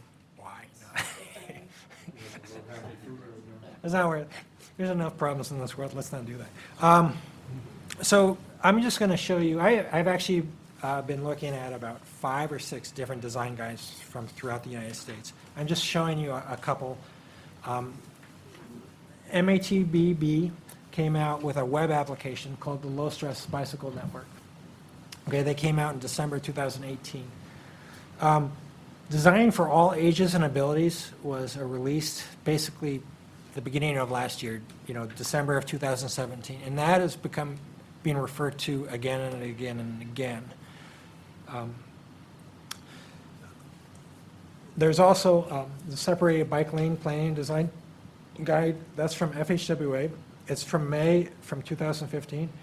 It is surprisingly good for a road, basically a road organization to come out with something that it gives dimensions. It's surprisingly a good reference. The Urban Bikeway Design Guide is more about bike facilities within the roadway, but they do talk about protected facilities. That's been out since, I think, 2012. To the right is the AASHTO, or ITE Protected Bikeways Practitioner's Guide. That's a good primer. It's not great for dimensions. This is a table that's, I think, on the second page of the all ages and abilities. And so many cycling advocacy groups are looking to this table and saying, what can we do to provide, a protected or all ages and abilities bikeway for different types of roadways? And so on the left, you can see the speeds, the volumes, the number of lanes, other operational considerations. And then on the right, you can see what they are recommending, buffered bike lanes, protected bike lanes, and the like. Now, this is, I'm going to say, when we talk about gold standards, this is kind of the gold standard. This is what it'd be nice to do, but it is the gold standard. And they actually admit that right in the thing. On the left, you can see users of this guidance should recognize that in some cases, a bicycle facility may fall short of all ages and abilities criteria, but still substantially reduce traffic stress. Jurisdiction should not use an inability to meet the all ages and abilities criteria as a reason to avoid implementing a bikeway, and should not prohibit the construction of facilities that do not meet the criteria. So an example of that would be, let's say if we did a contraflow on Wilson Street, that would not meet the all ages and abilities criteria, but it still provides a pretty good link. It's a nice link. But if we were to do a cycle path, it would be so let's look at other cities. Minneapolis, I think they got a grant to implement some protected bikeways, and was it 2010? Maybe 2012, I can't remember. And they went about it aggressively. And they had an addendum to their bike master plan in 2015. And you can see that at that time, they had in 2014, they had 96 miles of protected bikeways. Probably by now, I wouldn't be surprised if it's 120 miles. So it's quite a bit. They have a very extensive network. Okay. This is San Francisco, their bicycle plan, 2017 to 21. Here you can see the planned protected bikeways in dark blue. They are planning on having 92 miles of new bikeways in the coming year, but notice also the price tag, $112 million. Okay, so that's, to give you an understanding, our streets budget, when we reconstruct streets, all right, that's like maybe $18 million a year. All right, so that kind of provides a scale. This is Seattle. Here you can see the red and the blue are protected bikeways. Okay, Seattle has a lot. This is Chicago. This is a protected bikeway in Chicago. You can see it's a retrofit. A lot of these are retrofits. Right? Here, Chicago, this is 2015. Chicago's put in 100 miles of protected bikeways. So this is Detroit. Detroit is doing it. Detroit is doing it. So, yeah. This is Minneapolis. Again, this is where they actually do take a travel lane. This is the Indianapolis, protected bike lane. These are just retrofits, This shows the growth in protected bike lanes nationally, okay, from 2006 to 2016. So I don't have 2017 data or 18, but I did look on the list of newly installed protected bike lanes, like Arkansas has 3 applications. I mean, Oklahoma has, I think Oklahoma, these are happening, these are a thing, okay? And so I see that there's probably just going to be going in this direction, okay? 34 states, 82 cities nationally. Again, some Minneapolis. We actually, Yang organized a trip for 6 of us to go to Minneapolis right before Christmas. So we looked at quite a few of their facilities, talked to them. This is an example of one. I like seeing the snow because it helps me to see, oh, this happens in the north too, you know. Here's a one-way protected facility. These are some sunshine. There's pushback. Okay, so this is Minneapolis. You can see how walkers have taken. All right. Yeah, so it's there is pushback, and actually I heard of there's a recent poll, I think in Seattle, where satellites, they want transit, but they're kind of done. They're done with their bike lanes. So I guess it can be overdone, you know. So what's happening right now is, if we were to compare Madison with Minneapolis, we have a great separated network, but if you notice, we don't have a great one that leads to our downtown, okay? And so right now, many of the cycling advocates say that we should have one that leads to our downtown. Now, you know, we've been without a pedestrian bicycle administrator for a while, and we don't have a protected bike lane plan. You know, and I think perhaps as we hire and we're 2 years down the road, we'd understand what are our key routes. But right now, we really don't know. Yet we have to make decisions about roadways right now, even though we don't have these plans. So, this is The point on the previous map is that actually we have one private bike lanes for a long time. It's not shown over here, actually. University Avenue, you know that? Yeah. Kind of flow, yeah. I have to get And that. we did some last year on Madison Street. Yeah, so. So this is mostly the path system that we have. Yeah, so university, I haven't added this. Right. University would be, Yeah, from Campus Drive all the way to Bassett Street. where is it? I'm lost. Yeah. Up. Right here? One more. Up. Mhm. Yeah. Right here? No. I don't know where it is. Right here. This is where it would be. That's where it would be. Yeah. Okay, that's where it would be. Yeah. All right, so we have to get that changed. Yeah, so we're doing pretty well on the path system, but not on private bike lanes. Yeah, this is our low-stress website from the MPO. And so green is good, and orange, orange is, Oranges, if they're right on the sidewalk. it's not as good, and red is bad.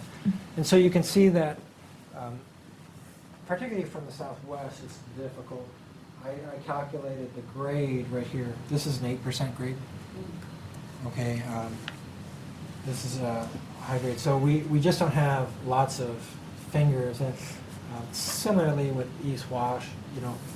But right now, we're focused on these corridors and this corridor. And so this is receiving heightened interest, you might say. Tom, do you know if there's correlation between the number of bike lanes that cities install and bike mode share going up? I don't know. You know, I don't know. I know that we have a higher bike mode share than Minneapolis. Is it like 15 or something still, or what is it? Like, Minneapolis is at 3, I think. Yeah. Did he say 3? 3%. And Yeah. we're, as a city, we're at 5. Closer in, we're 7 or 8, you know, but. This is from the MATPB's website, low-stress website. And So high stress are gray, okay? And then their staff said, where are our barriers? And they marked our barriers in red. So we don't know what the criteria is that they use for those barriers, but you can see that streets that we are studying, such as Wilson and Bassett, are marked in red.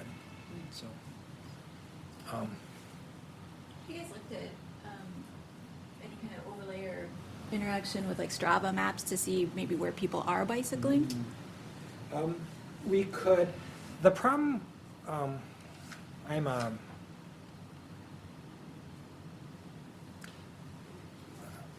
I have philosophical things.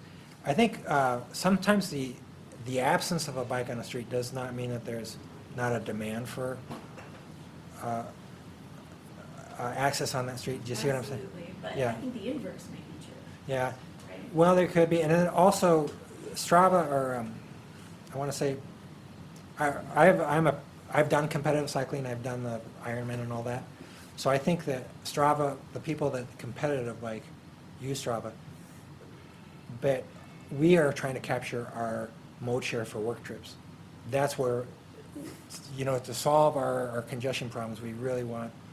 And so I bike to work, but I never turn on my Strava to go to work. Do you turn on your Strava to go to work? I walk to work. Oh. But there's, new, like, streetlight data, for example, I think now is able to tell if your phone is, whether you're walking to work or biking to Yeah. work. And there's ways to do it. There right? is ways to do it, but that would require Right. a big study, and you guys are gonna have to vote on something in a month. So, there's a, so that's, therein lies the problem. So, one thing that, in St. Paul reconstructed Jackson Street in 2017, and this was actually listed as one of the best cycling projects in the nation in 2016. And it's a street that's not dissimilar to Wilson. It's flat. Wilson Street has an average of 30 access points per mile, and this has about an average of 30 access points per mile. Ours are grouped up a little bit more, and their access points are occurring more at intersections. But here you can see that they have cycle paths in front of different places. This is a Cadillac. This is a very nice facility. They spent a lot of money on it, and it's really a signature route. But it is possible to have a cycle path in a downtown area. It would be difficult for us to implement something like this, a raised cycle path on Wilson Street. We don't have the space necessarily. So application to Wilson Street. These are some of the types of typical sections that we're looking at. We've been asked to, this will actually be, we're going to call this alternative 3. We're going to be looking at contraflow, but we're also looking at cycle tracks.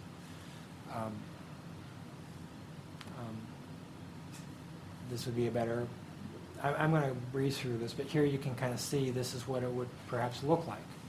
There's challenges with this.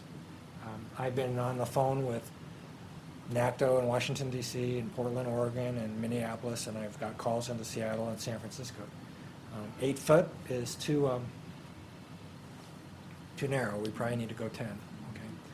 We need to keep loading for the Hilton and the Madison Club, because if we don't provide loading there, they'll just take a travel lane. So a lot of people say, oh, just strip the parking and the loading. Well, the Hilton gets 47 deliveries a week, 47, and a lot of those are beverage trucks and semis, and so, so we have to accommodate those needs, but we have to fit a lot of things into this path. So I'll be showing you more. This is the concept of one of the concepts where we would have a contraflow, where you can see we would keep the parking, have a contraflow bike lane. The dimensions, we've actually worked on different dimensions than this. There's also been a desire to consider this for Madison Metro. If the BRT route were to come, could it be used as a BRT route? So that would be difficult. This is just an example of what the contraflow might look like, bike lane.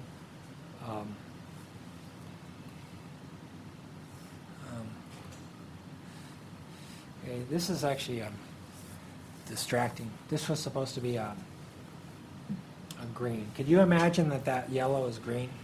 I corrected it on one slideshow, and it's not corrected on this. So there's a concern with cycle paths on Wilson, in that there's between a 4 and a 5% downhill. Okay, and so I want you to imagine Pison's driveway. Okay. Someone taking a left in the Pison's driveway could be taking a left in front of a cyclist that's going 20 miles an hour. Which they do now anyway. Yeah, but, so you kind of see, and because of this, the Massachusetts has some very good guidance. They recommend restricting parking. In this instance, it would probably recommend restricting parking for about 80 feet. So when you think about all the driveways that exist west of Carroll Street, we probably would have to restrict parking west of Carroll Street, just for safety, because we don't want to create a situation that would be not good, right? And for instance, Yang will tell you, we had a similar situation at University and what's the name of that street? Spring Harbor. And there are 4 cycling crashes in a 2-year period. A lot of near misses. Near misses. Complaints from both cyclists and drivers about that. So, Where you put the traffic signal in? Yes, the flag signal to separate the two movements. so probably for this to work, we would have to restrict parking west of Carroll and east of Pinckney, the downhill portions. We could have parking in between those, but on the downhill portions, we probably have to, so that would be a loss of about 17 spaces. Okay, but we would be able to keep most of our loading zones. Most of the loading zones are up top, you know. Right now, we need to figure out a way for Pisons to load. I'm just telling you some of the challenges. Are those little red dots like bollards, or they're? Yeah, they would be delineators. So I designed a road kind of in a similar situation, and what I did is I put in an uphill separated bike lane with downhill traffic using the regular lane of traffic, just indicated with sharrows, which to me, as someone who lives on the next block on Wilson Street Yeah. here, particularly given the Wilson-Hamilton intersection, where even without bicyclists, the motorists are still confused 90% of the time. I think, yeah, I mean, I guess that's getting into detail, but I don't know why. I think it would just add to that confusion unless all of that last block of the 300 block of Wilson would be, you know, basically taking out the entire, you know, the sidewalks to widen the road there.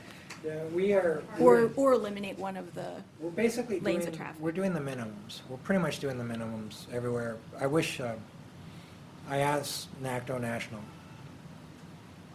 They had some changes, you know, make it a 9.5 foot and a 2.5 foot buffer, but we're kind of at the minimums. We could explore providing a protected contraflow. Then we still will have a little bit of a sight distance. The problem is that on the west section of Wilson, that works because the cyclist is going 8 miles an hour. But on the east section of Wilson, right, because you're going uphill, Okay. right? On the east section of Wilson, if you had a protected bike lane, the cyclist would be going 20 miles an hour and be obscured by parking. Do you see what I'm saying? So it's kind of. Right, yeah, no, and I guess that's what I'm saying. Is there any consideration, at one time there was discussion of some kind of a connection across, like from the dead end of Hamilton? Yeah, we'd like to do that. Right now, we're not, current state law does not allow us to use eminent domain to purchase right-of-way for bikeways. But the only right-of-way that you would need would be from WISDOT? Yeah, working with the railroads, that's, Yeah, but still, I mean, as long as you go over the railroad, I mean, it wouldn't be cheap, but 23 and a half feet over the railroad. yeah, so, that's another challenge, and maybe, I think I've talked about this maybe with the, working with the railroad is like a 15-year, it takes 15 years. We're still trying to get a connection to, So it's what I do for a living. is that what you do? Yeah, I mean, yep, and we're doing a couple of overpasses over high-speed rail, not the, you know. Yeah, it's, I'm thinking particularly, it's Watco. Yep, oh, I know, Ken left and I talk all the time. Oh, Yeah. right, okay. Yeah. So that's, we've talked with Lisa Stern then. Yeah, About- but she's at Woodstock. Yeah. Yeah. Well, and actually I just talked with the secretary this morning of transportation, if they could lean on Watco to Yeah. give us permission.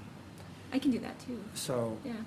yeah, sometimes I need to know what you do and where you. Sure. So, anyhow, But I mean, but if that were, if the permissions could be secured, do you think that's something that the city would be willing to invest in? I mean, like a TAP grant type yeah, project? So, well, actually, it's in the long-term plan.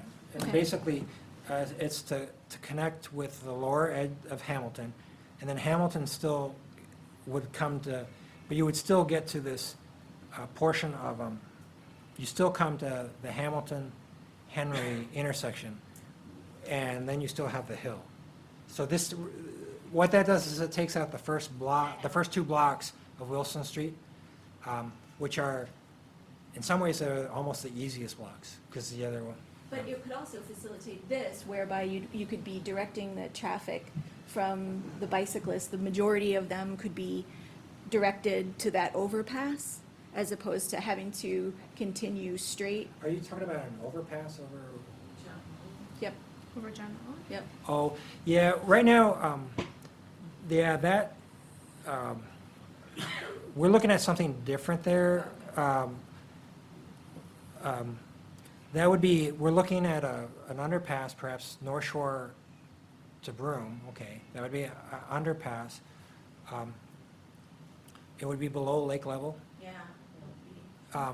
But see, the overpass, yeah, there's a lot. If you want, it's been looked at, they're all very expensive, and those things could happen in 10 years. I'm thinking, can we get something done in the next 2 years? You see what we're, and you guys actually will be voting on what to do in the next 2 months. It sounds like one of the decision points has been about grade as well, and obviously on a downhill that, that it is what it is, but with possible increased user, e-bike ridership, how big of a factor should the grade play in the routing and the design? Well, e-bikes is a factor, that's a whole nother discussion. No, yeah, and I mean, I get that it's And low so now, e-bikes but- will be using this. I think right now, the current focus of the bike community is, there are a lot of e-bikes, but they're maybe 10%. I'd actually say that they're probably 10% of the community. It seems like they're always passing me. So they're always, so maybe they're always passing me, but, I guess my thought is like, what's the investment horizon of this project? So if we're looking at like a 10-year investment, street or road investment, what's Yeah. what's the 10-year ridership I think expectation? what I'd like to do is we'll have a briefing for Wilson Street, where we get into the details. I'm more trying to just say, these are kind of the Sure. problems that we have to think about. And Tom, we'll have a two-stage opportunity. In the past, whenever we've looked at projects, we've had you bring it to us, we talk about it, and then we don't approve it that time, then it comes back at a later time. So I'm assuming we'll have that same two-step process or I not? hope so. They actually, engineering wants to bid this in March. Oh, wow. So and we have a lot of, That doesn't look two Why steps. is this such a hurry? Just out of curiosity, what is the urgency? does someone like to answer that? Go for it. You get better prices if you get earlier bids. No, this was something that was a last-minute amendment to the budget by Alder Verveer. It was just something he really wanted to push and got it in the budget, and so we have been robbed of planning time, which, we otherwise would have had. Are we, if it has to come to us for approval, are we required to approve anything? No. We're not required to approve. We can disapprove, or we can approve, recommend, version 5C. Are we required to approve one of several versions, or? required. It is for the We funds we get to choose what we do and what we don't do, but I believe. Well, so that's Our my approval is question, required, is yeah. our choice, is our approval limited to approving one of several choices, or is there a choice of no? I think this may be advisory, this is a board, it's coming out of, it's coming out of Board of Public Works. Right. So because it's coming out of Board of Public Works, I think we're advisory. Okay. I think, Geometrics will be us. is it? Yeah. Okay, yeah, first block. we have to look into it. What's likely to happen is that we can probably construct the first 2 blocks to accommodate all 3 alternatives that we're looking at. Okay? As far as the different dimensions, I'm hoping that that perhaps the board and everything and the commission will be looking at the concepts, and rather than should the buffer be 2.5 feet or 2 feet or the like, because we're reaching out to Seattle, Portland, and NACTO and getting those, and if you get into the weeds, then we'll have a 4-hour meeting, but these are challenging concepts, and not everyone's on the same page on this within the administration. You know what I mean? There's some challenges, and that's why I'm here early to kind of. There's also kind of the concern that as a car might pull out of Pisons to look for gaps in Wilson Street, they could easily cross, and we don't really necessarily have the right-of-way width to provide, a staging area for a car that's trying to enter the traffic stream. But that would be less likely if the parking were removed. What?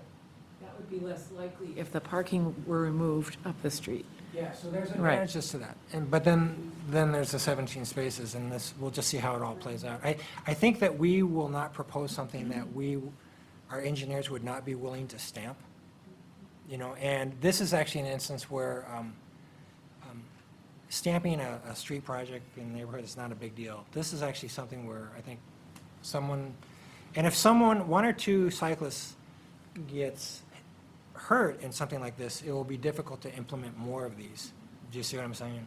Well, and I guess I would also argue that if people don't use it, that there's an argument for that as well. Yeah. I kind of work on a bike, and I'd use it, and the people that go up the hill with me, we're all going up. those are folks like us who, Yeah.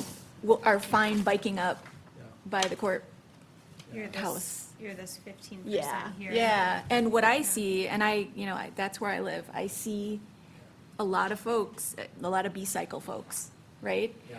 A lot of folks who are in town for a convention and, who are, petrified to go off the sidewalk. Yeah, they are, and so that's, so here I think I just have some pictures, 2-way cycle track. Did you look at any of the European models? How. So those are kind of the gold standard for a lot of. We've ordered Crow, and we got it in English, not Danish. What is that? Crow is, a lot of these treatments have come from what Denmark has done in the early 2000s. I think right now As long as we don't copy their color. Yeah. Right. Not the We color. copy their right color for our first bike box. Yeah. I ran into issues with the feds here. Oh, really? So, Oh, my gosh, It has to really? remove, yeah. Already reserved something else here. So I think there's enough, yeah. Oh, I Right, see. uh-huh. It has a meaning associated with it. Yeah, it means something different there than it does here. I think there's enough American resources and examples, and for the audience that we're trying to just provide a broader spectrum, like the homeowner at Nolan Shores. That's where I live. Yeah, okay. So, yeah. Well, actually, you could be on their committee because they, Oh, that's why I'm on this. okay. So I think, as we're talking with stakeholders that have not seen this, it's very commonplace in other cities that have not seen it. The more American examples that we can show and the more cities that are like Madison that we can show, I think the more acceptance that we'll gain. Do you see what I'm saying? I do, but I also think that, I guess my fear is, and I've seen this in Madison, I've seen it elsewhere, is that if you kind of, pardon my French, but kind of half-ass it, then, it doesn't serve the purpose that it was intended to serve, and it probably would have just been better off doing nothing. Well, that will be a decision before you. Because I feel like the dimensions that we are using are minimums. Okay, okay, I'm just going to go very quickly with intersection treatments. This is just some things that you should know. One of the things that are difficult are left turn movements for cyclers. Ways to address that, one is a bike box. A bike box lets the cyclist get in front of the car so that they can make a left turn. Here's an example of them. I've talked with many experienced cyclists in Madison, and they don't understand what the green markings mean. And so I thought, well, if they don't understand, so there's an example of a bike box.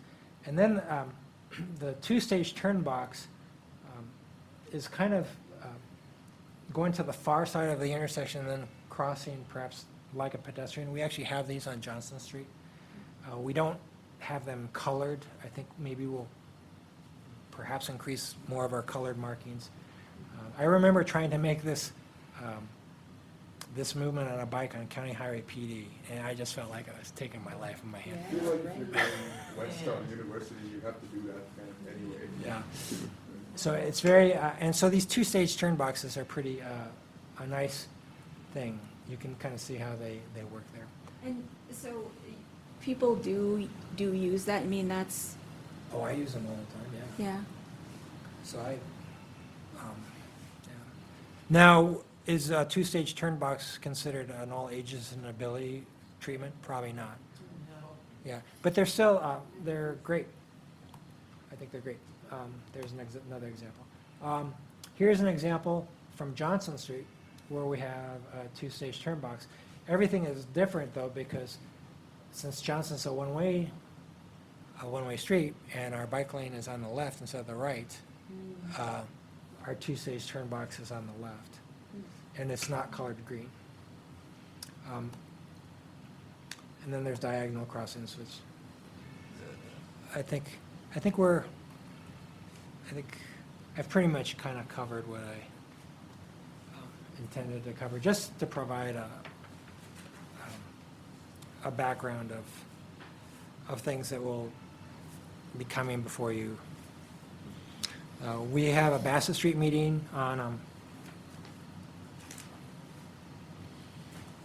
Monday, I think it's the 26th, okay? We are proposing a protected bike lane there. It will require reducing the parking by a third. But we think it's a good pilot, something that we could do and just say, let's try it. We also have to get our streets on board because they have to plow these things, and they're, so we're trying to get our maintenance people to do this. This, Wilson Street will come before you, we'll have their public meeting on the 31st, and that will probably be have more spirited discussion. And it will be in this building, in the courtroom. That's it, thank you. Can I ask a quick question about, so one of the, I guess, pieces that I've been curious about is the striping maintenance. I think around the city, one of the really key pieces is, ensuring that the striping is visible for, the long term for those facilities. And, just like the facilities I deal with at work, it's tough. It's not a priority usually.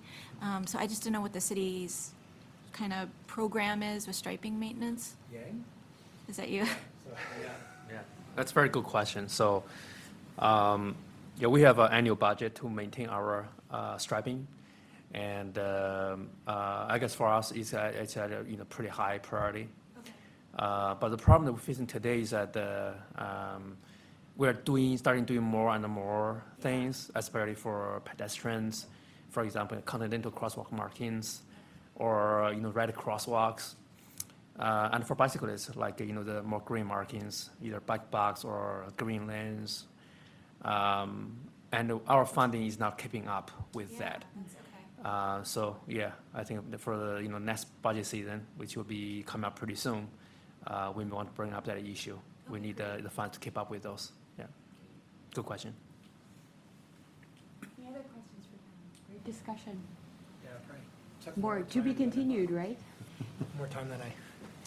Well, I apologize. Thanks for bearing with us. This is a No, that's fine. big issue for myself and my neighbors. Yeah, well, it's a big issue for a lot of people. Great, thanks, Tom. Yang Neighborhood Traffic Management Program List? So I have a staff member, Tom Moore, talking about this. But before he starts, I want to kind of just provide you a quick background on this. So this is the program that traffic engineering has, and we work collaboratively with the engineering division. Basically, using physical means to manage traffic in the neighborhood, such as speed humps, islands, things like that. It's mostly neighborhood-driven process, so not of neighborhood involvement, and people actually can vote on it. Proactively, they come to the city? That's right. So these are requests, by the neighborhood and through other persons. And we work very closely with the neighbors on the process. And Tom can talk more about that. But I want to say is that typically, previously, with Pedal Bike Motor Vehicle Commission, this will just go to commission once, and the commission approve the ranking. And then we start work with the neighborhoods more on specific design issues, and let them vote for which way to go, islands or speed humps or circles, things like that. But for this commission, because it's a relatively new commission, so we're going to take a two-step process. So today, Tom's going to provide a presentation more about the background of the program, so that you guys know what's going on, with a very little focus on the actual projects. So Tom will be back at next meeting in February, and we'll talk more about the specific project and seek your approval at that time. But in the future years, we're thinking just go back to the one-step process, because it involves a lot of staff time. Yeah, so but this year, I think the two-step process will be a good thing to do for the commission. Yeah. So the next meeting, we will also be asked to take action? Take action to approve the list. Right. Priorities? Yeah, so we have a list. So typically, we only have certain amount of funds every year to cover the projects. So we have a ranking system to select what are top ranked projects. So after you approve a ranking, we'll go out to work with the neighborhood more and finalize the plan and get it constructed. However, though, for some reason, for example, the neighbors say, "Oh, we changed our mind. We really don't like the speed humps." So that project may be deleted from the list, and we'll go down to the next project if we still have funds left for the year. So that'll be the process. Tom. Okay, yeah, so I'll go through the history, and then what devices we use and the steps that residents have to take to get traffic calming. So we, City of Madison, and kind of all around the country, started addressing the problem of speeding in neighborhoods in the mid to late 90s, and I think we were one of the earlier cities to get a program like this. We got the design for the speed humps and kind of the process. Some states in the south were doing it a little before Madison and kind of went off of their process and design.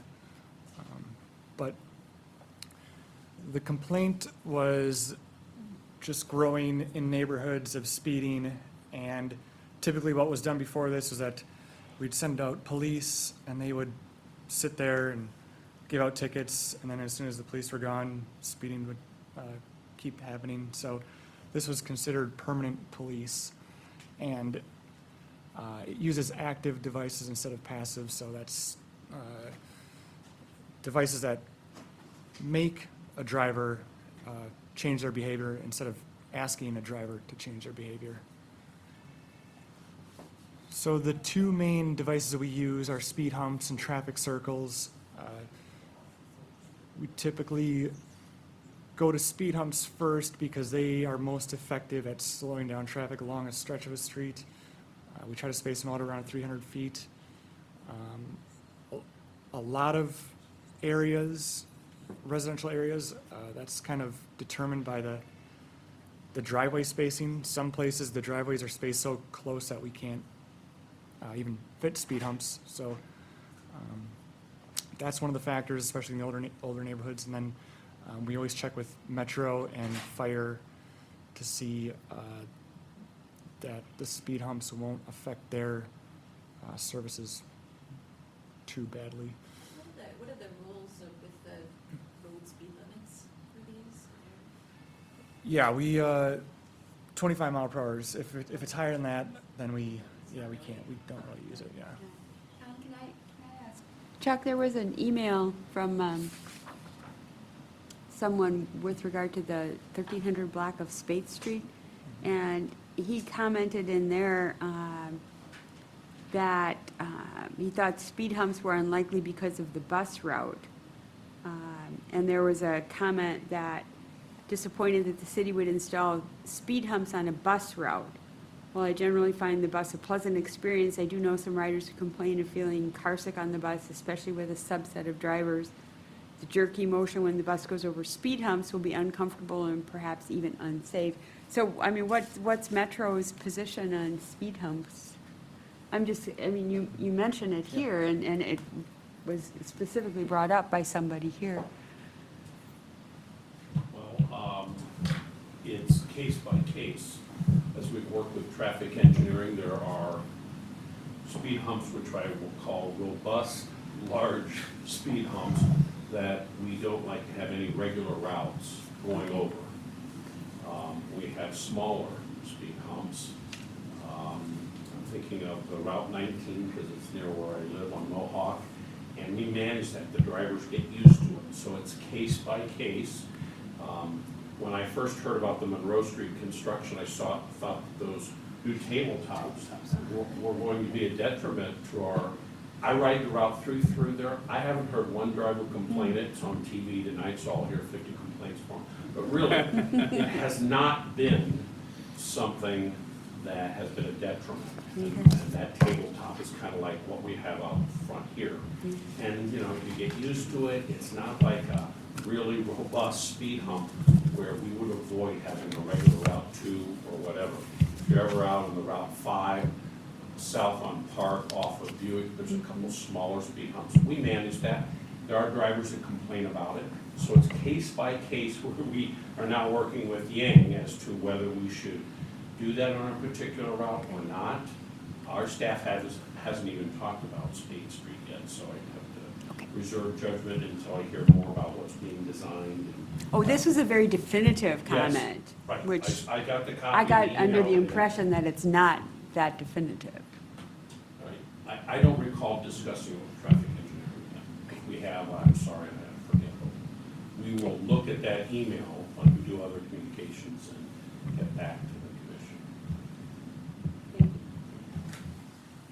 Since it came up here, I figured Right. I'd tie that in. Yeah, for, for bus routes, we definitely design the speed humps that's not going to be detrimental for a bus operation. If that's a route that neighborhood wants to go to proceed with the speed humps. But they may also choose, not to have it. So, yeah, so But they it have can't- a it final can't work say. on in a it. bus route is what you're saying. That's correct, yeah, especially for, so if, you work on Monroe Street with that bus volume, it works on other streets for buses. What about bikes? Are they better meant to bikes? Yes, yeah. Bikes will prefer not like it, so it's a balance act. But again, we're trying to be very gentle. When design those, we'll consider all these factors. For example, we have speed humps on Mifflin Street, East Mifflin Street, which is a bike boulevard. There's lots of bikes on there, and we had quite a few speed humps. And we're working with the neighborhood to add more to other blocks. And we haven't really heard much complaints from bicyclists on that. Obviously, if you're slowing down the car, that's still good for bikes too, right? Right, but we're moving away from the really small but tall speed humps. Those really put a lot of impact on bicycle buses. What we're doing now would be a much gentler version. Still slow down traffic. As probably drive over 25, 30 miles per hour, it's not going to be very comfortable. But if you drive below 25 miles per hour, it really shouldn't cause a lot of discomfort. That's kind of idea of what we're trying to do. Purpose. That's right, yeah. Yeah, and I'll get to that here too. But, so typically when someone comes complaining about speed, we'll first look at speed humps because that's the most effective, and then if speed humps aren't an option, if it's got a lot of buses or if it's an emergency route for fire, then we'll look at traffic circles. And if that's not an option, we'll sometimes look at pedestrian islands, but we usually put pedestrian islands more in, on collector and arterial streets, so higher volume, higher speed streets. So the speed humps and traffic circles are really the two main devices we use in this program. And this is the dimensions of the speed hump, so it's 22 feet long, 3.5 inches high, and it's designed to be driven over at 25 miles per hour with a regular passenger vehicle. The longer wheelbase vehicles like buses and fire trucks have to slow down more because it's a bigger jolt with a longer wheelbase. So that's part of the issue with the bigger vehicles, is that they have to slow down more than a car does. And we've gotten complaints both ways, that the speed humps slow down traffic too much and they don't slow down traffic enough, so. So like on South Shore Drive, Yeah. where I used to live, like, those suckers are really big. I mean, are those just old ones? Those Is that- were some of the first ones. Okay. They might be a little bit higher. Yeah, they're big. But Okay. Those are probably more like 6 inches or so, if I remember Yeah, correctly. okay, that- Yeah, instead of 3.5. And so that you guys aren't really doing that any, this is the standard design? Oh, cool, okay, great. And if we get complaints, we'll go out there and measure it to make sure that it was installed correctly by the contractor, so. We don't remove parking with speed humps. That's one of the questions we get. And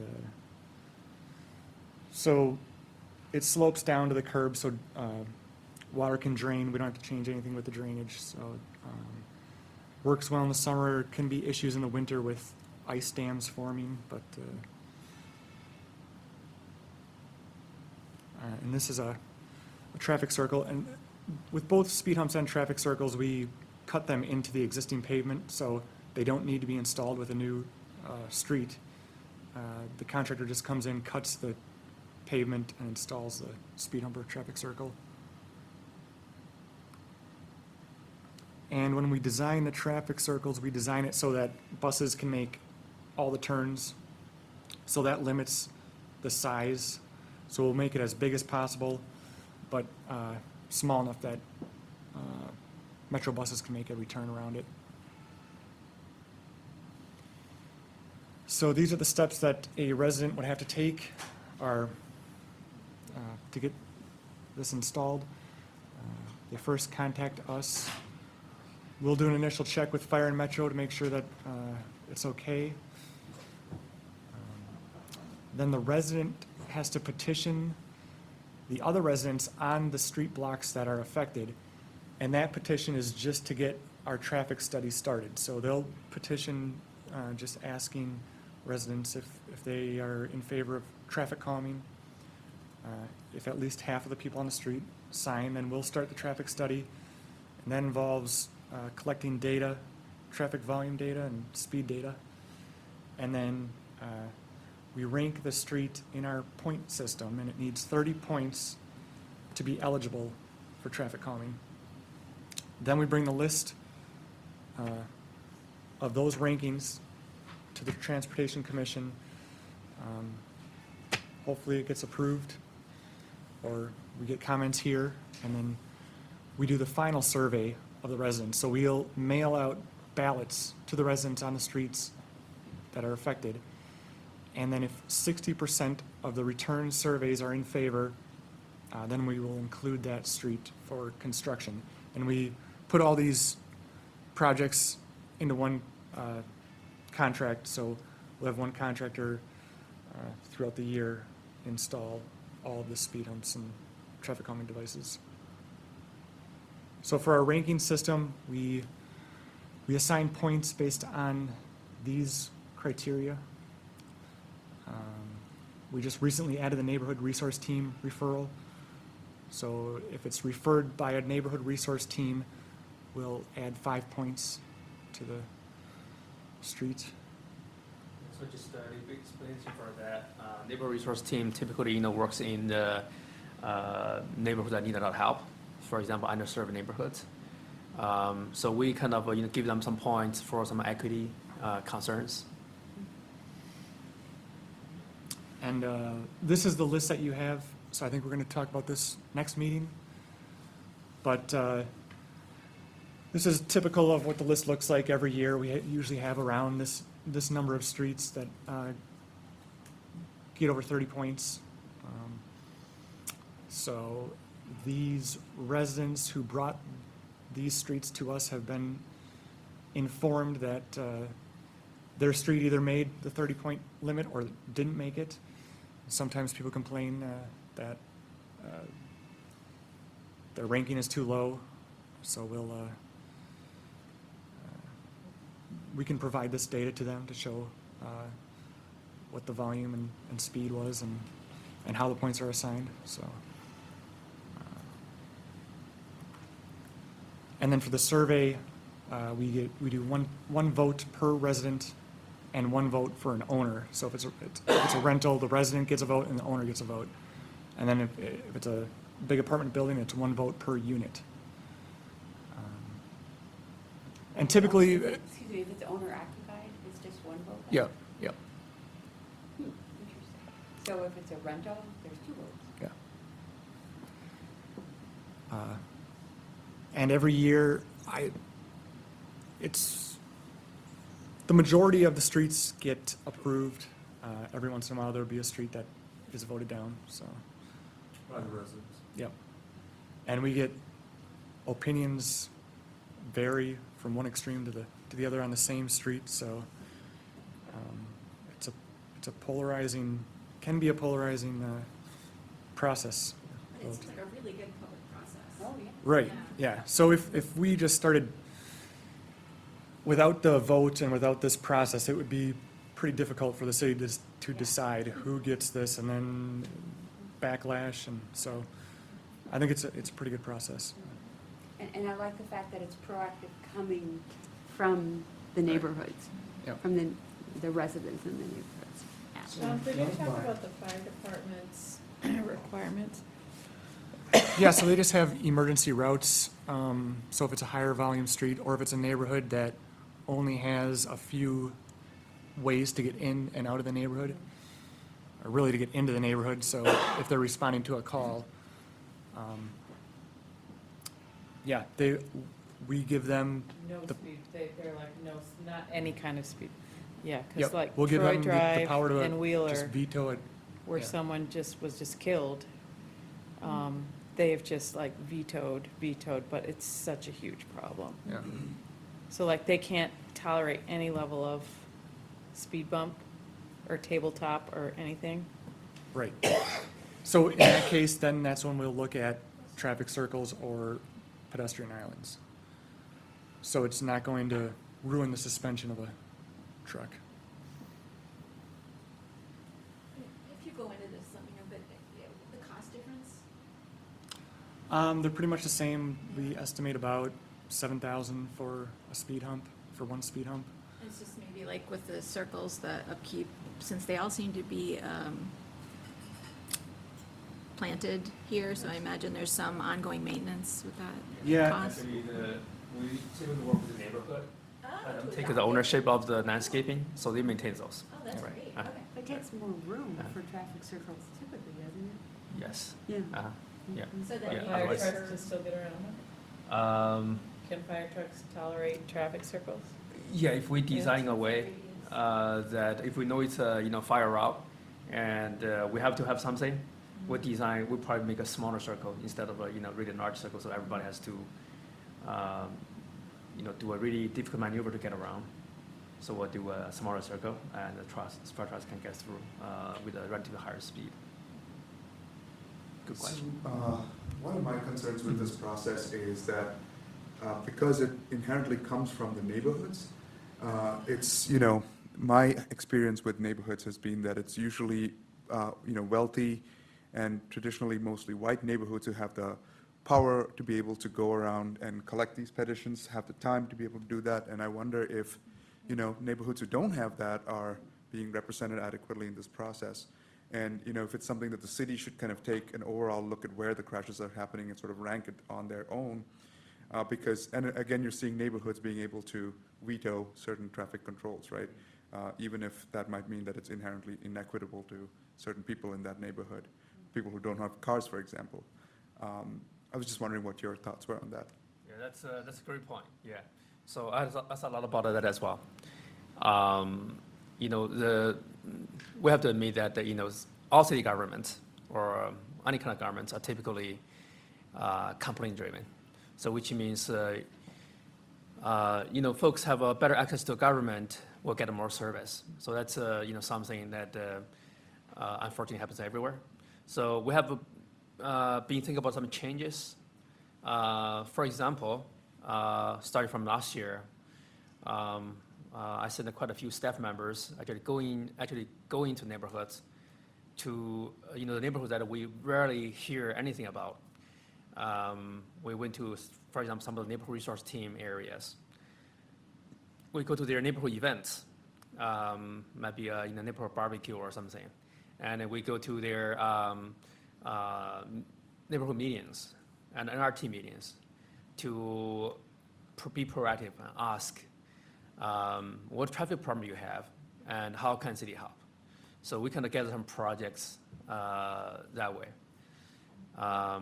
So that's one thing. I think we can also look at we have the crash report, and we can also look into the crashes to see where any high crash areas, and if we can do some projects to address. But typically those will be for the bigger intersections that actually not qualify for this kind of traffic coming. For neighborhood streets, typically they're pretty safe.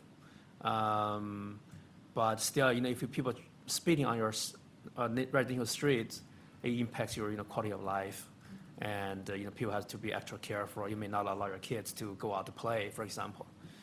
But good point, and we are definitely thinking about making changes to address that issue. And actually, when I was working on the work plan for the commission, originally I included a couple of things that one thing is about how can we improve the this process with more equity concerns, and also for some of the smaller ped bike projects, we're kind of piloting a new process. Instead of staff making all the administrative decisions. How can we be, just pick, where we want to do these projects. We want to set up a better process with better equity considerations, so working on that. But I need to discuss with Ann a little bit more on that. That actually might be actually falling into the TPPB more than our commission. So, but I think those are the important topics we need to continue to work on. And that's where I think we have to go.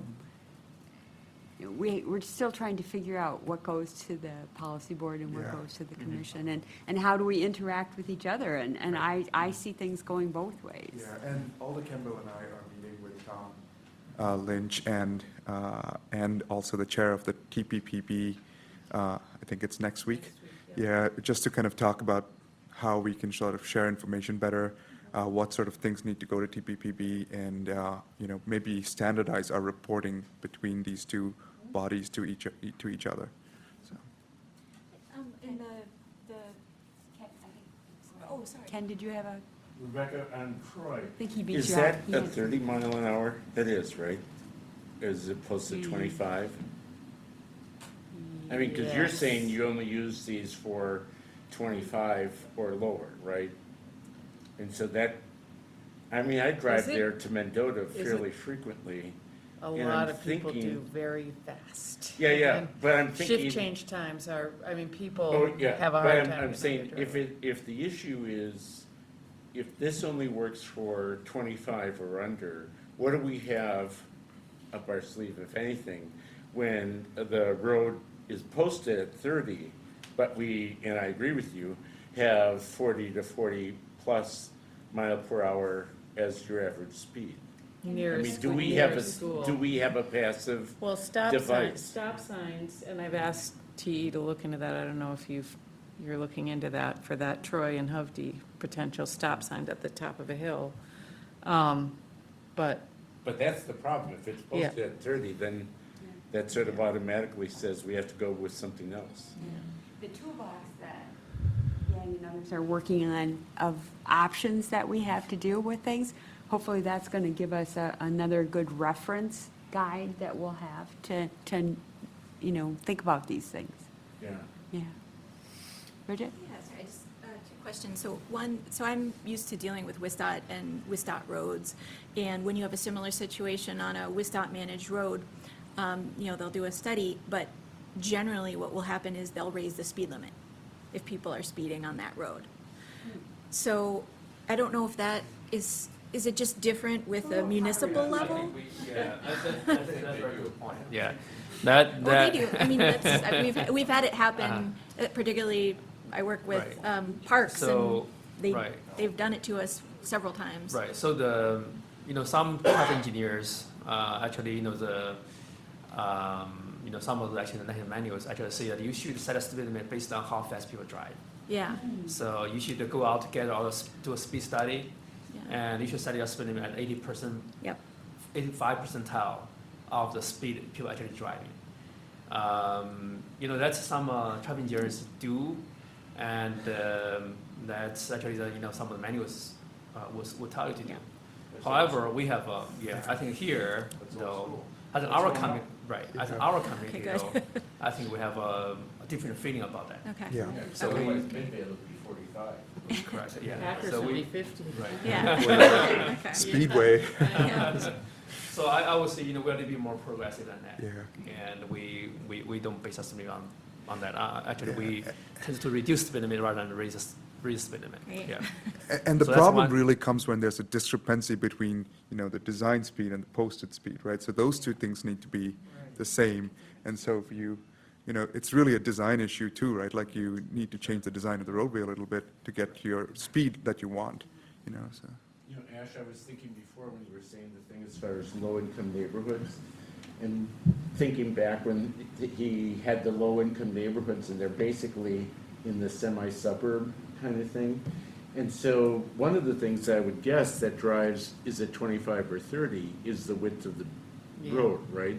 And all of those places are in much wider Yeah. roads than the typical 25 mile an hour. Exactly. So that also feeds into it because that's where low-income people are living, is in a Absolutely. newer area where we built wider roads. Right, and I feel like another concern with this process is that wealthier neighborhoods that have more voice can effectively turn poorer neighborhoods into thoroughfares, right? By saying that they don't want the traffic on their streets, and that traffic is then routed to other neighborhoods that don't have that sort of speed control.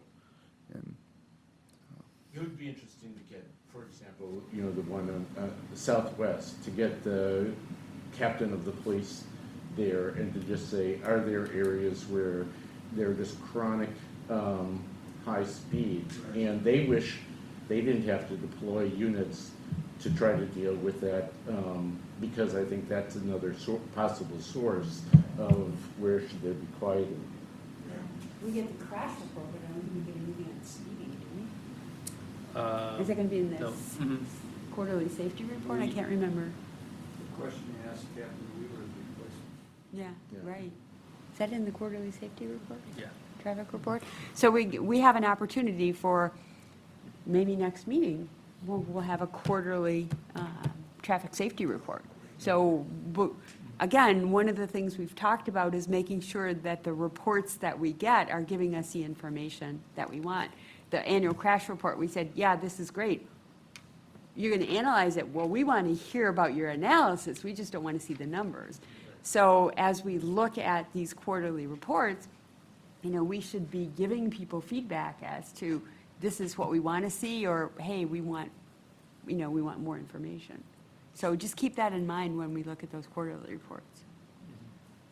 One quick follow-up. The spreadsheet with the factors that go into the rankings, are those, are those weighted? I didn't see how each of those are weighted. Is there just an even weighting to each of those factors, or was it? Yeah, so we also have the manual for this where it's all laid out, but I can go through each one. So AWT divided by 100.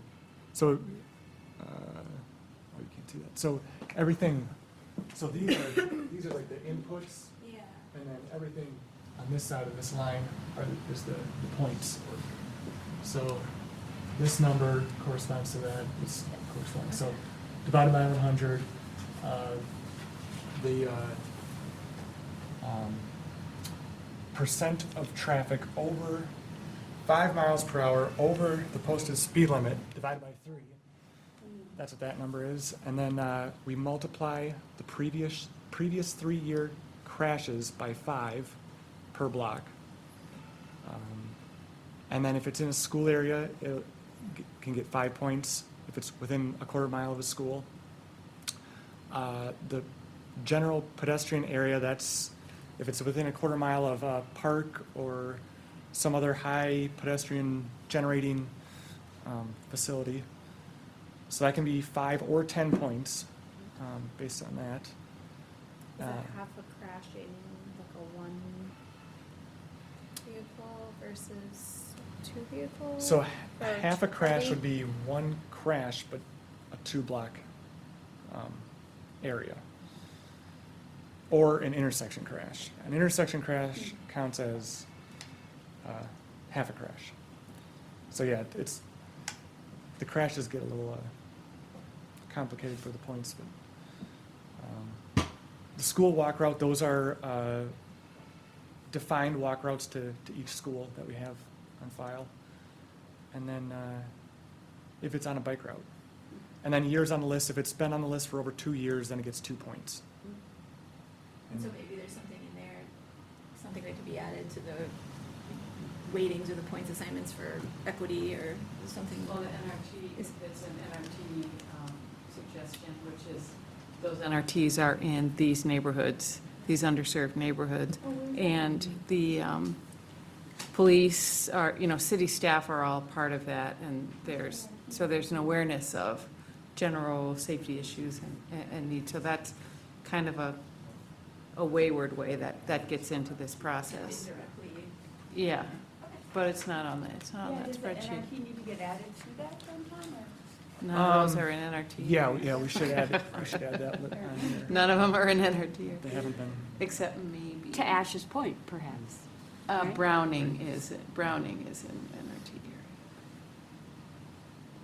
But shouldn't we Lake get Point more is in points on here an then? NRT area. Those two are in NRT. So none of these streets were added from an NRT. Right. But that's something that we kind of just have started, so. Okay, so we're going to hear from you next month then? Next month, we can go through. Okay. So yeah, if you want to think about. Yes, the, we're at our 3-hour mark here, guys. What is AWT? Average weekday traffic. Average. Okay. Yeah, so that's a really good question. So we again, we do things a bit differently than for example, we stop. We typically people, they do use AADT because as on some of the highways, actually you see about same amount of traffic or even higher traffic on weekends or holidays. But for city streets, because it's most for city activities, commuting, things like that, we saw higher traffic on weekdays. So that's why we always use AWT instead of AADT, right? For city. Then next time, are we going to go individually through each project to approve or reject? Or The recommended one is what we did with the traffic signal priority one. I think we went through the recommended ones, is that right? Right, we can do that, yeah. Yeah, just present a general, that's being attached as well, kind of general locations for those recommended locations. So we can go through that next meeting and answer any questions that you may have. Okay. All right, thank you, Tom. We'll see you next time then. Okay, Yang, if you want to just give us a brief, I asked that this be on the agenda because it was in the news so much with regard to taxi robberies and 24/7 and. Sure. Yeah, so actually, other company may know more than me on this, from the industry. Right, yeah. But as many of you know, that in December, the city has seen a few armed robbery cases that targeted the taxi drivers. So as a result, some company feels like it's not safe for the drivers to operate 24/7, which is ordinance requirement that we require all taxi companies to provide a service in the city, in the whole city, on a 24/7 basis. So one of the taxi companies decide to suspend their 24/7 operation for a few days. They suspended their service, 24/7 service on Sunday, December 16th, and resumed the 24/7 service on Wednesday, December 19th. So it's not a whole lot of time. So the city team discussed on that, and at that time we feel like it's a safety concern. Safety of the drivers will probably be more important than we go out to enforce those ordinances. So that was the city's official opinion on that. But since December incidents, we haven't heard any incidents after that. So luckily, the operation is all back to normal now for all the companies in the city. So hopefully that won't be a concern anymore. Rebecca, did you have anything to add? Yeah, that was just one company, even though several companies were targeted by the robberies, and the other companies chose not to shut down because it's illegal to shut down, and instead implemented more safety measures within their own operations, such as, so Green Cab, they mostly have app dispatch. They don't have a lot of driver contact with their office, verbal contact over the radio. So really what they could have done instead of shutting down was staff their office and had more support of the drivers. Like they could have done more internally to support their drivers if they were concerned about driver safety other than just shutting down. So the other three companies felt that was a poor decision and set a bad precedent. If they're going to, flaunt that ordinance and not do what they can to support their own workers, what other ordinances are they going to flaunt? So it's, you know, I understood the city's position on it, and then the city, what you didn't mention was that they, the mayor said, none of the companies have to abide by this. So it wasn't just an exception for them, but the other three, but all of them did choose to abide by it because, you know, they have customers that rely on, that is their means of transportation. Right. So, well, and that's the law. It's the law. So I think in future, and the fact that it only lasted a couple days, you know, no big deal, but it's something to watch for precedent setting. Rebecca, but how would the interaction of the dispatcher, just give me an example, what is that extra To have an person? emergency button, to have, Oh, okay. to have a radio that you can, you know, got instead of it, I just got your it. cell Never mind. phone and an app, to have, which all the other cab companies have. But Green Cab they've also registered with the state as a TNC to be an Uber-like thing. So, you know, we're wondering, is this their rationale for just not abiding by any of the city policies and saying, we're going to operate now Okay. as a I was TNC? thinking that. Which is somehow the dangerous for dispatcher- drivers, like, it's not good working conditions for drivers. I mean, it is unsafe to not have those basic public and worker safety precautions in place, which they don't. But the law was not changed. No.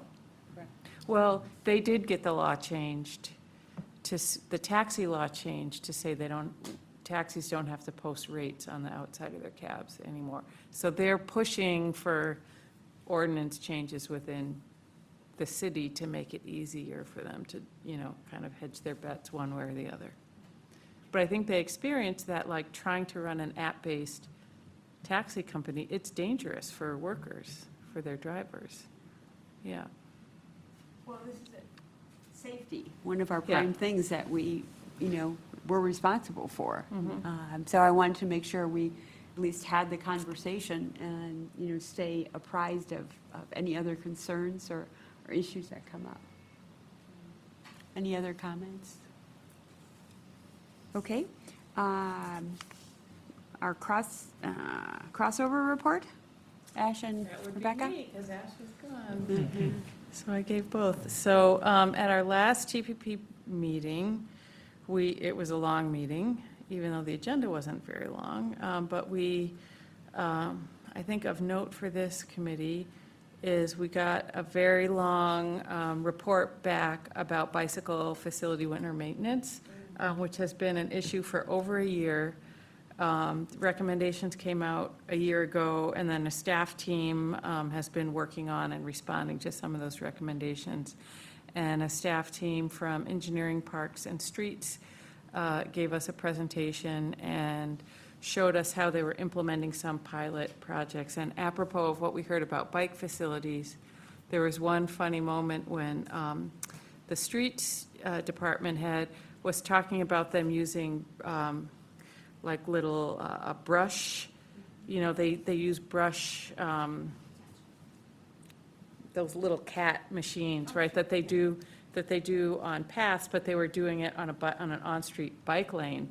And he said, yeah, and the guy running the brush thing, it was really scary for him because people in the parking lane would open their doors and, like, people were just like, well, that's what it's like being an on-street biker, you know, like, that's, you know, so when we're thinking about winter maintenance and are we going to do protected facilities or not, like, I think it was really interesting for the staff to get that personal firsthand experience of what that's like.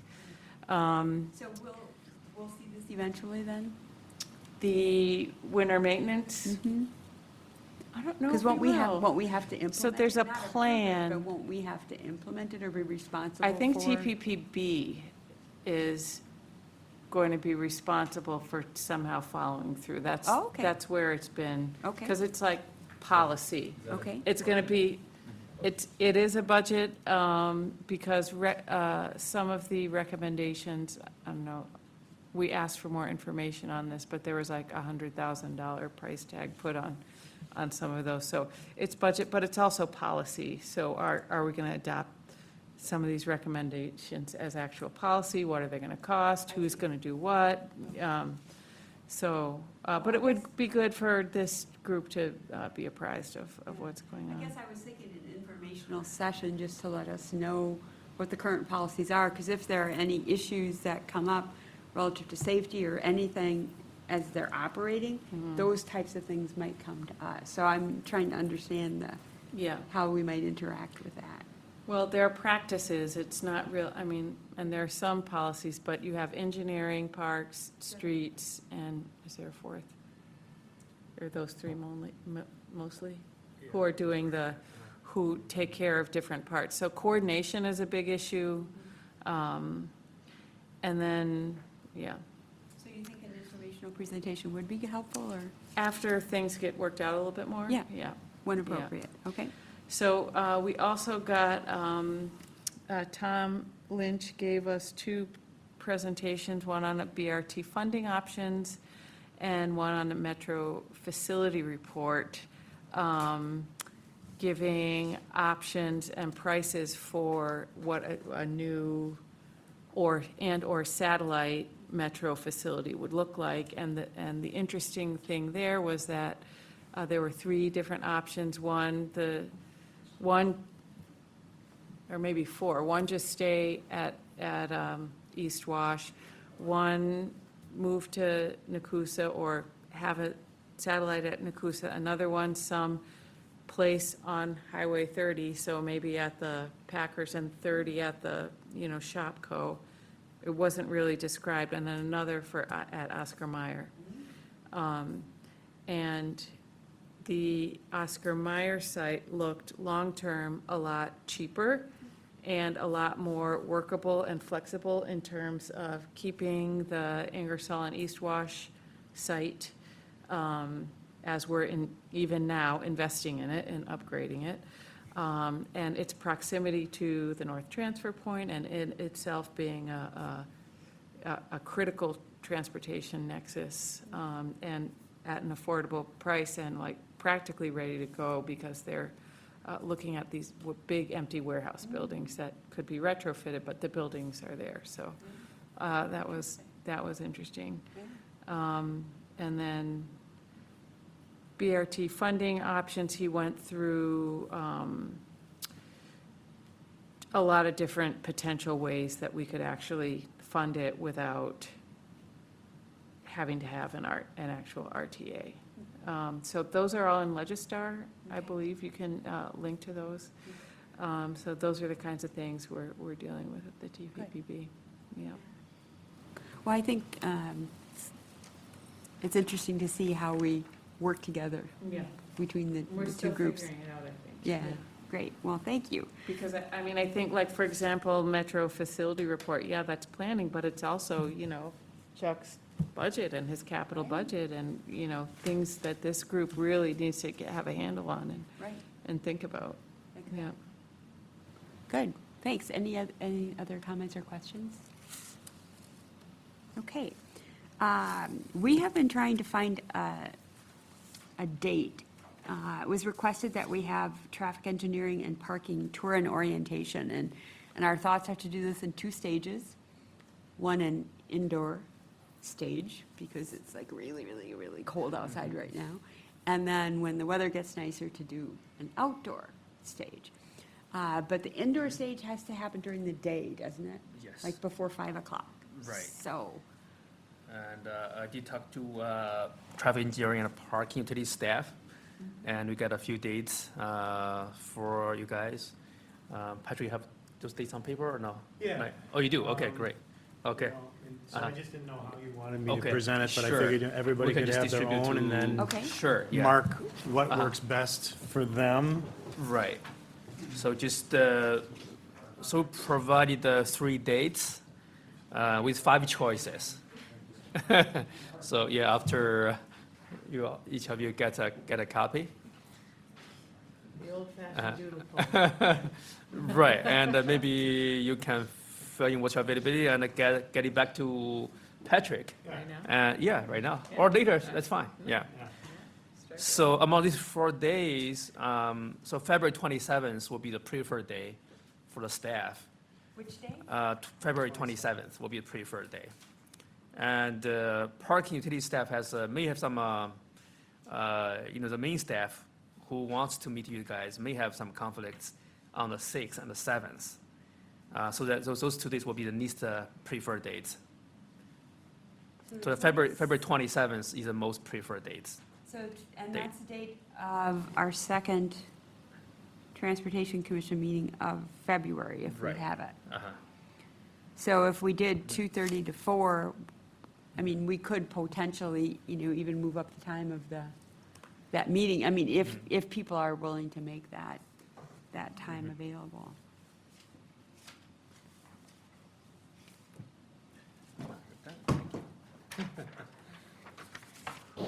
February 7th.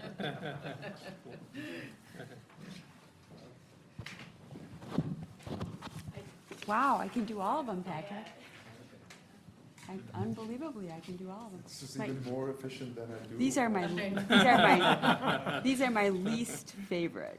Good Because job. early in the morning is harder, but, okay, great. See, we figured if we had a captive audience, that would work out well. Reports and, I periodically go into the TPPB meetings and kind of look at your agenda and, see if there's something interesting that I might like to go and sit in and listen to. So everybody always has that option. But you include those reports in Legistar for us as well, so that we can see them. Announcements and future agenda items. I'm in the process of appointing a subcommittee. There was the police department decided to deny a taxi cab permit, and regulations say that we have to convene a subcommittee of this group, which I can appoint as the chair, which requires the chair or a designee, an alder, and one resident member. So I've already talked with a few people about that, because it has to happen very quickly. So if you're interested in those types of things, be sure and let me know for the future. Yang mentioned our work plan. We're going to have that on the agenda for our next meeting. And this is like the toolbox and some of the other things that we're talking about. It's going to be really important that we get feedback from people. So we're going to look at it next month. We're having our special rules meetings, and our goal is to not actually approve a work plan until we have our annual meeting, like in the June, July timeframe, so that instead of being on a calendar year, we would start when we have the new alders, when we have any new members, and potentially a new chair, because we talked about electing the chair in July. So that will give us lots of time to make sure that we have a good, solid work plan. Okay, so that's really important. I ask you to really pay a lot of attention to that over the next few months. And Chuck asked. Can I add something to Sure, this? absolutely. Yeah, but that, work plan was also serve a kind of general guideline for our meetings schedules for the next few months as well, before it's get, approved, the final version gets approved. So Right. just Which one will point. be really It's still helpful helpful. to us. Because setting the agenda is really hard, Right. as you all can tell. I thought this was going to be a fast meeting. I'm never right. I'm never right. And Chuck asked me to remind everybody, and Chuck, I'd appreciate your feedback here. If you weren't able to attend the tour that Metro had, when I had my tour, it was my individual tour. It was awesome, actually, because I got to ask all sorts of questions, and I was real into the training, so we spent more time on that. So, Chuck, you guys are willing to do individual tours? Yes. Just give Ann Schroeder a call or send me an email, either way. Yeah. And something else that I've been working with Chuck on, which is, I think, a really cool idea too, is, I don't ride the bus very often. but I want to better understand some of the issues. So Chuck offered, he said, I think you should ride this route, this route, this route, and this route.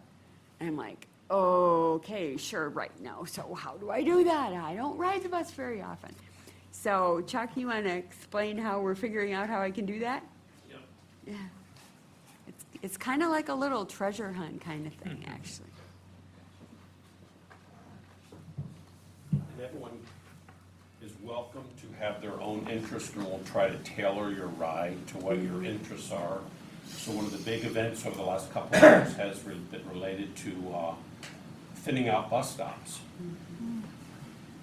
That will be an issue on the BRT, that will be an issue on regular bus routes. So we designed some itineraries for Ann to ride the Route 3 or the 4 down Jennifer, and ride the Route 6, the 2 or the 5 down Johnson and Gorham, where we've been successful in thinning out stops, and just get a sense, what is the rider experience? What are your observations between that? Today, because Ken was one of the designers of our Route 10, and a lot of people say, well, what's the closest you have to a BRT today? I say, well, our Route 10, because it bypasses the square. It's designed to get people from the Isthmus to campus in that area quickly, who don't need to go to the Capitol.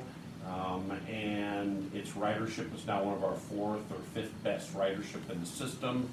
And so you could compare a Route 10 that bypasses the square, or you could ride a Route 6 or a 2, and my point is, Tim Sabota of our staff, and we have others that design these, if you have some interest in learning about Metro, some of the issues specifically, we can design an itinerary.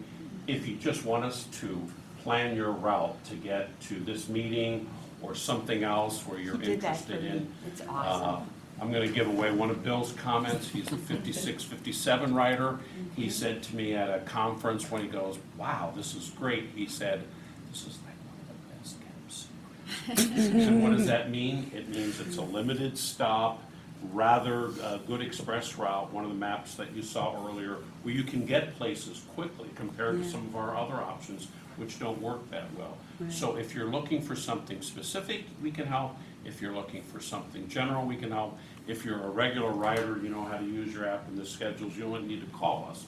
And we're still interested in what did you observe? What are your thoughts on some of our key issues? That's what we do. That's what excites us, is to get that feedback.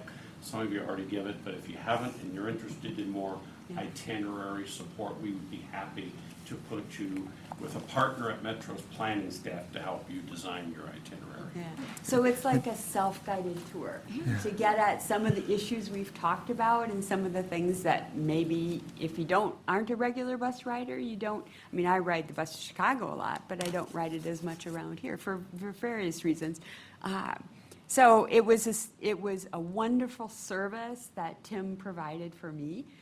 And he answered every one of my dumb questions, and he didn't make me feel dumb at all. So it's just something else that you can consider if you want to learn more about some of these things we've talked about. And Chuck, it would be nice to have a transfer stop experience too. Yes. Yeah, I have one on my route, yeah. I'm like, you mean I got to get off the bus and, I mean, it doesn't quite, yeah. Yeah. Or here's another one that will be coming up. Yeah. Okay. Try riding Metro through a special events weekend where you have to catch the bus through the square. I mean, there's a lot of different things depending on what your interest is, or just go out and discover it on your own. Sure. And that's something I have a lot of interest in, is kind of the intersection of special events and transportation. Okay. Is that something, could I maybe ask, is it like a parking lot issue? Nothing that is, but I'd like to learn more about it, or maybe have it as a, It will be going to the transportation planning and policy Okay. board probably in the next couple months. So we can put it down to also brief the commission or Rebecca's report that is done on the, either way. So special events impact on transportation and, Right. yeah, Right. kind of some of the PE is involved policy. in that, parking, transit, so yes, we can do that. Something like that would be really helpful to us because, I mean, special event pricing at the ramps, whoa, we had a lot of public hearing input on that. Can I request, Patrick, that all of these handouts you put on Legistar, please? If you Okay. can. Thank you. Okay. Anybody have any other suggestions for, I've been taking notes furiously, as has Patrick, on all of the wonderful suggestions that we've had. When is the next meeting? The 13th. 13th, February 13th. I think so. Yes, I think so. Okay, anybody have anything else? Motion. Uh, Second. Second. All those in favor? Opposed? Thanks, everybody.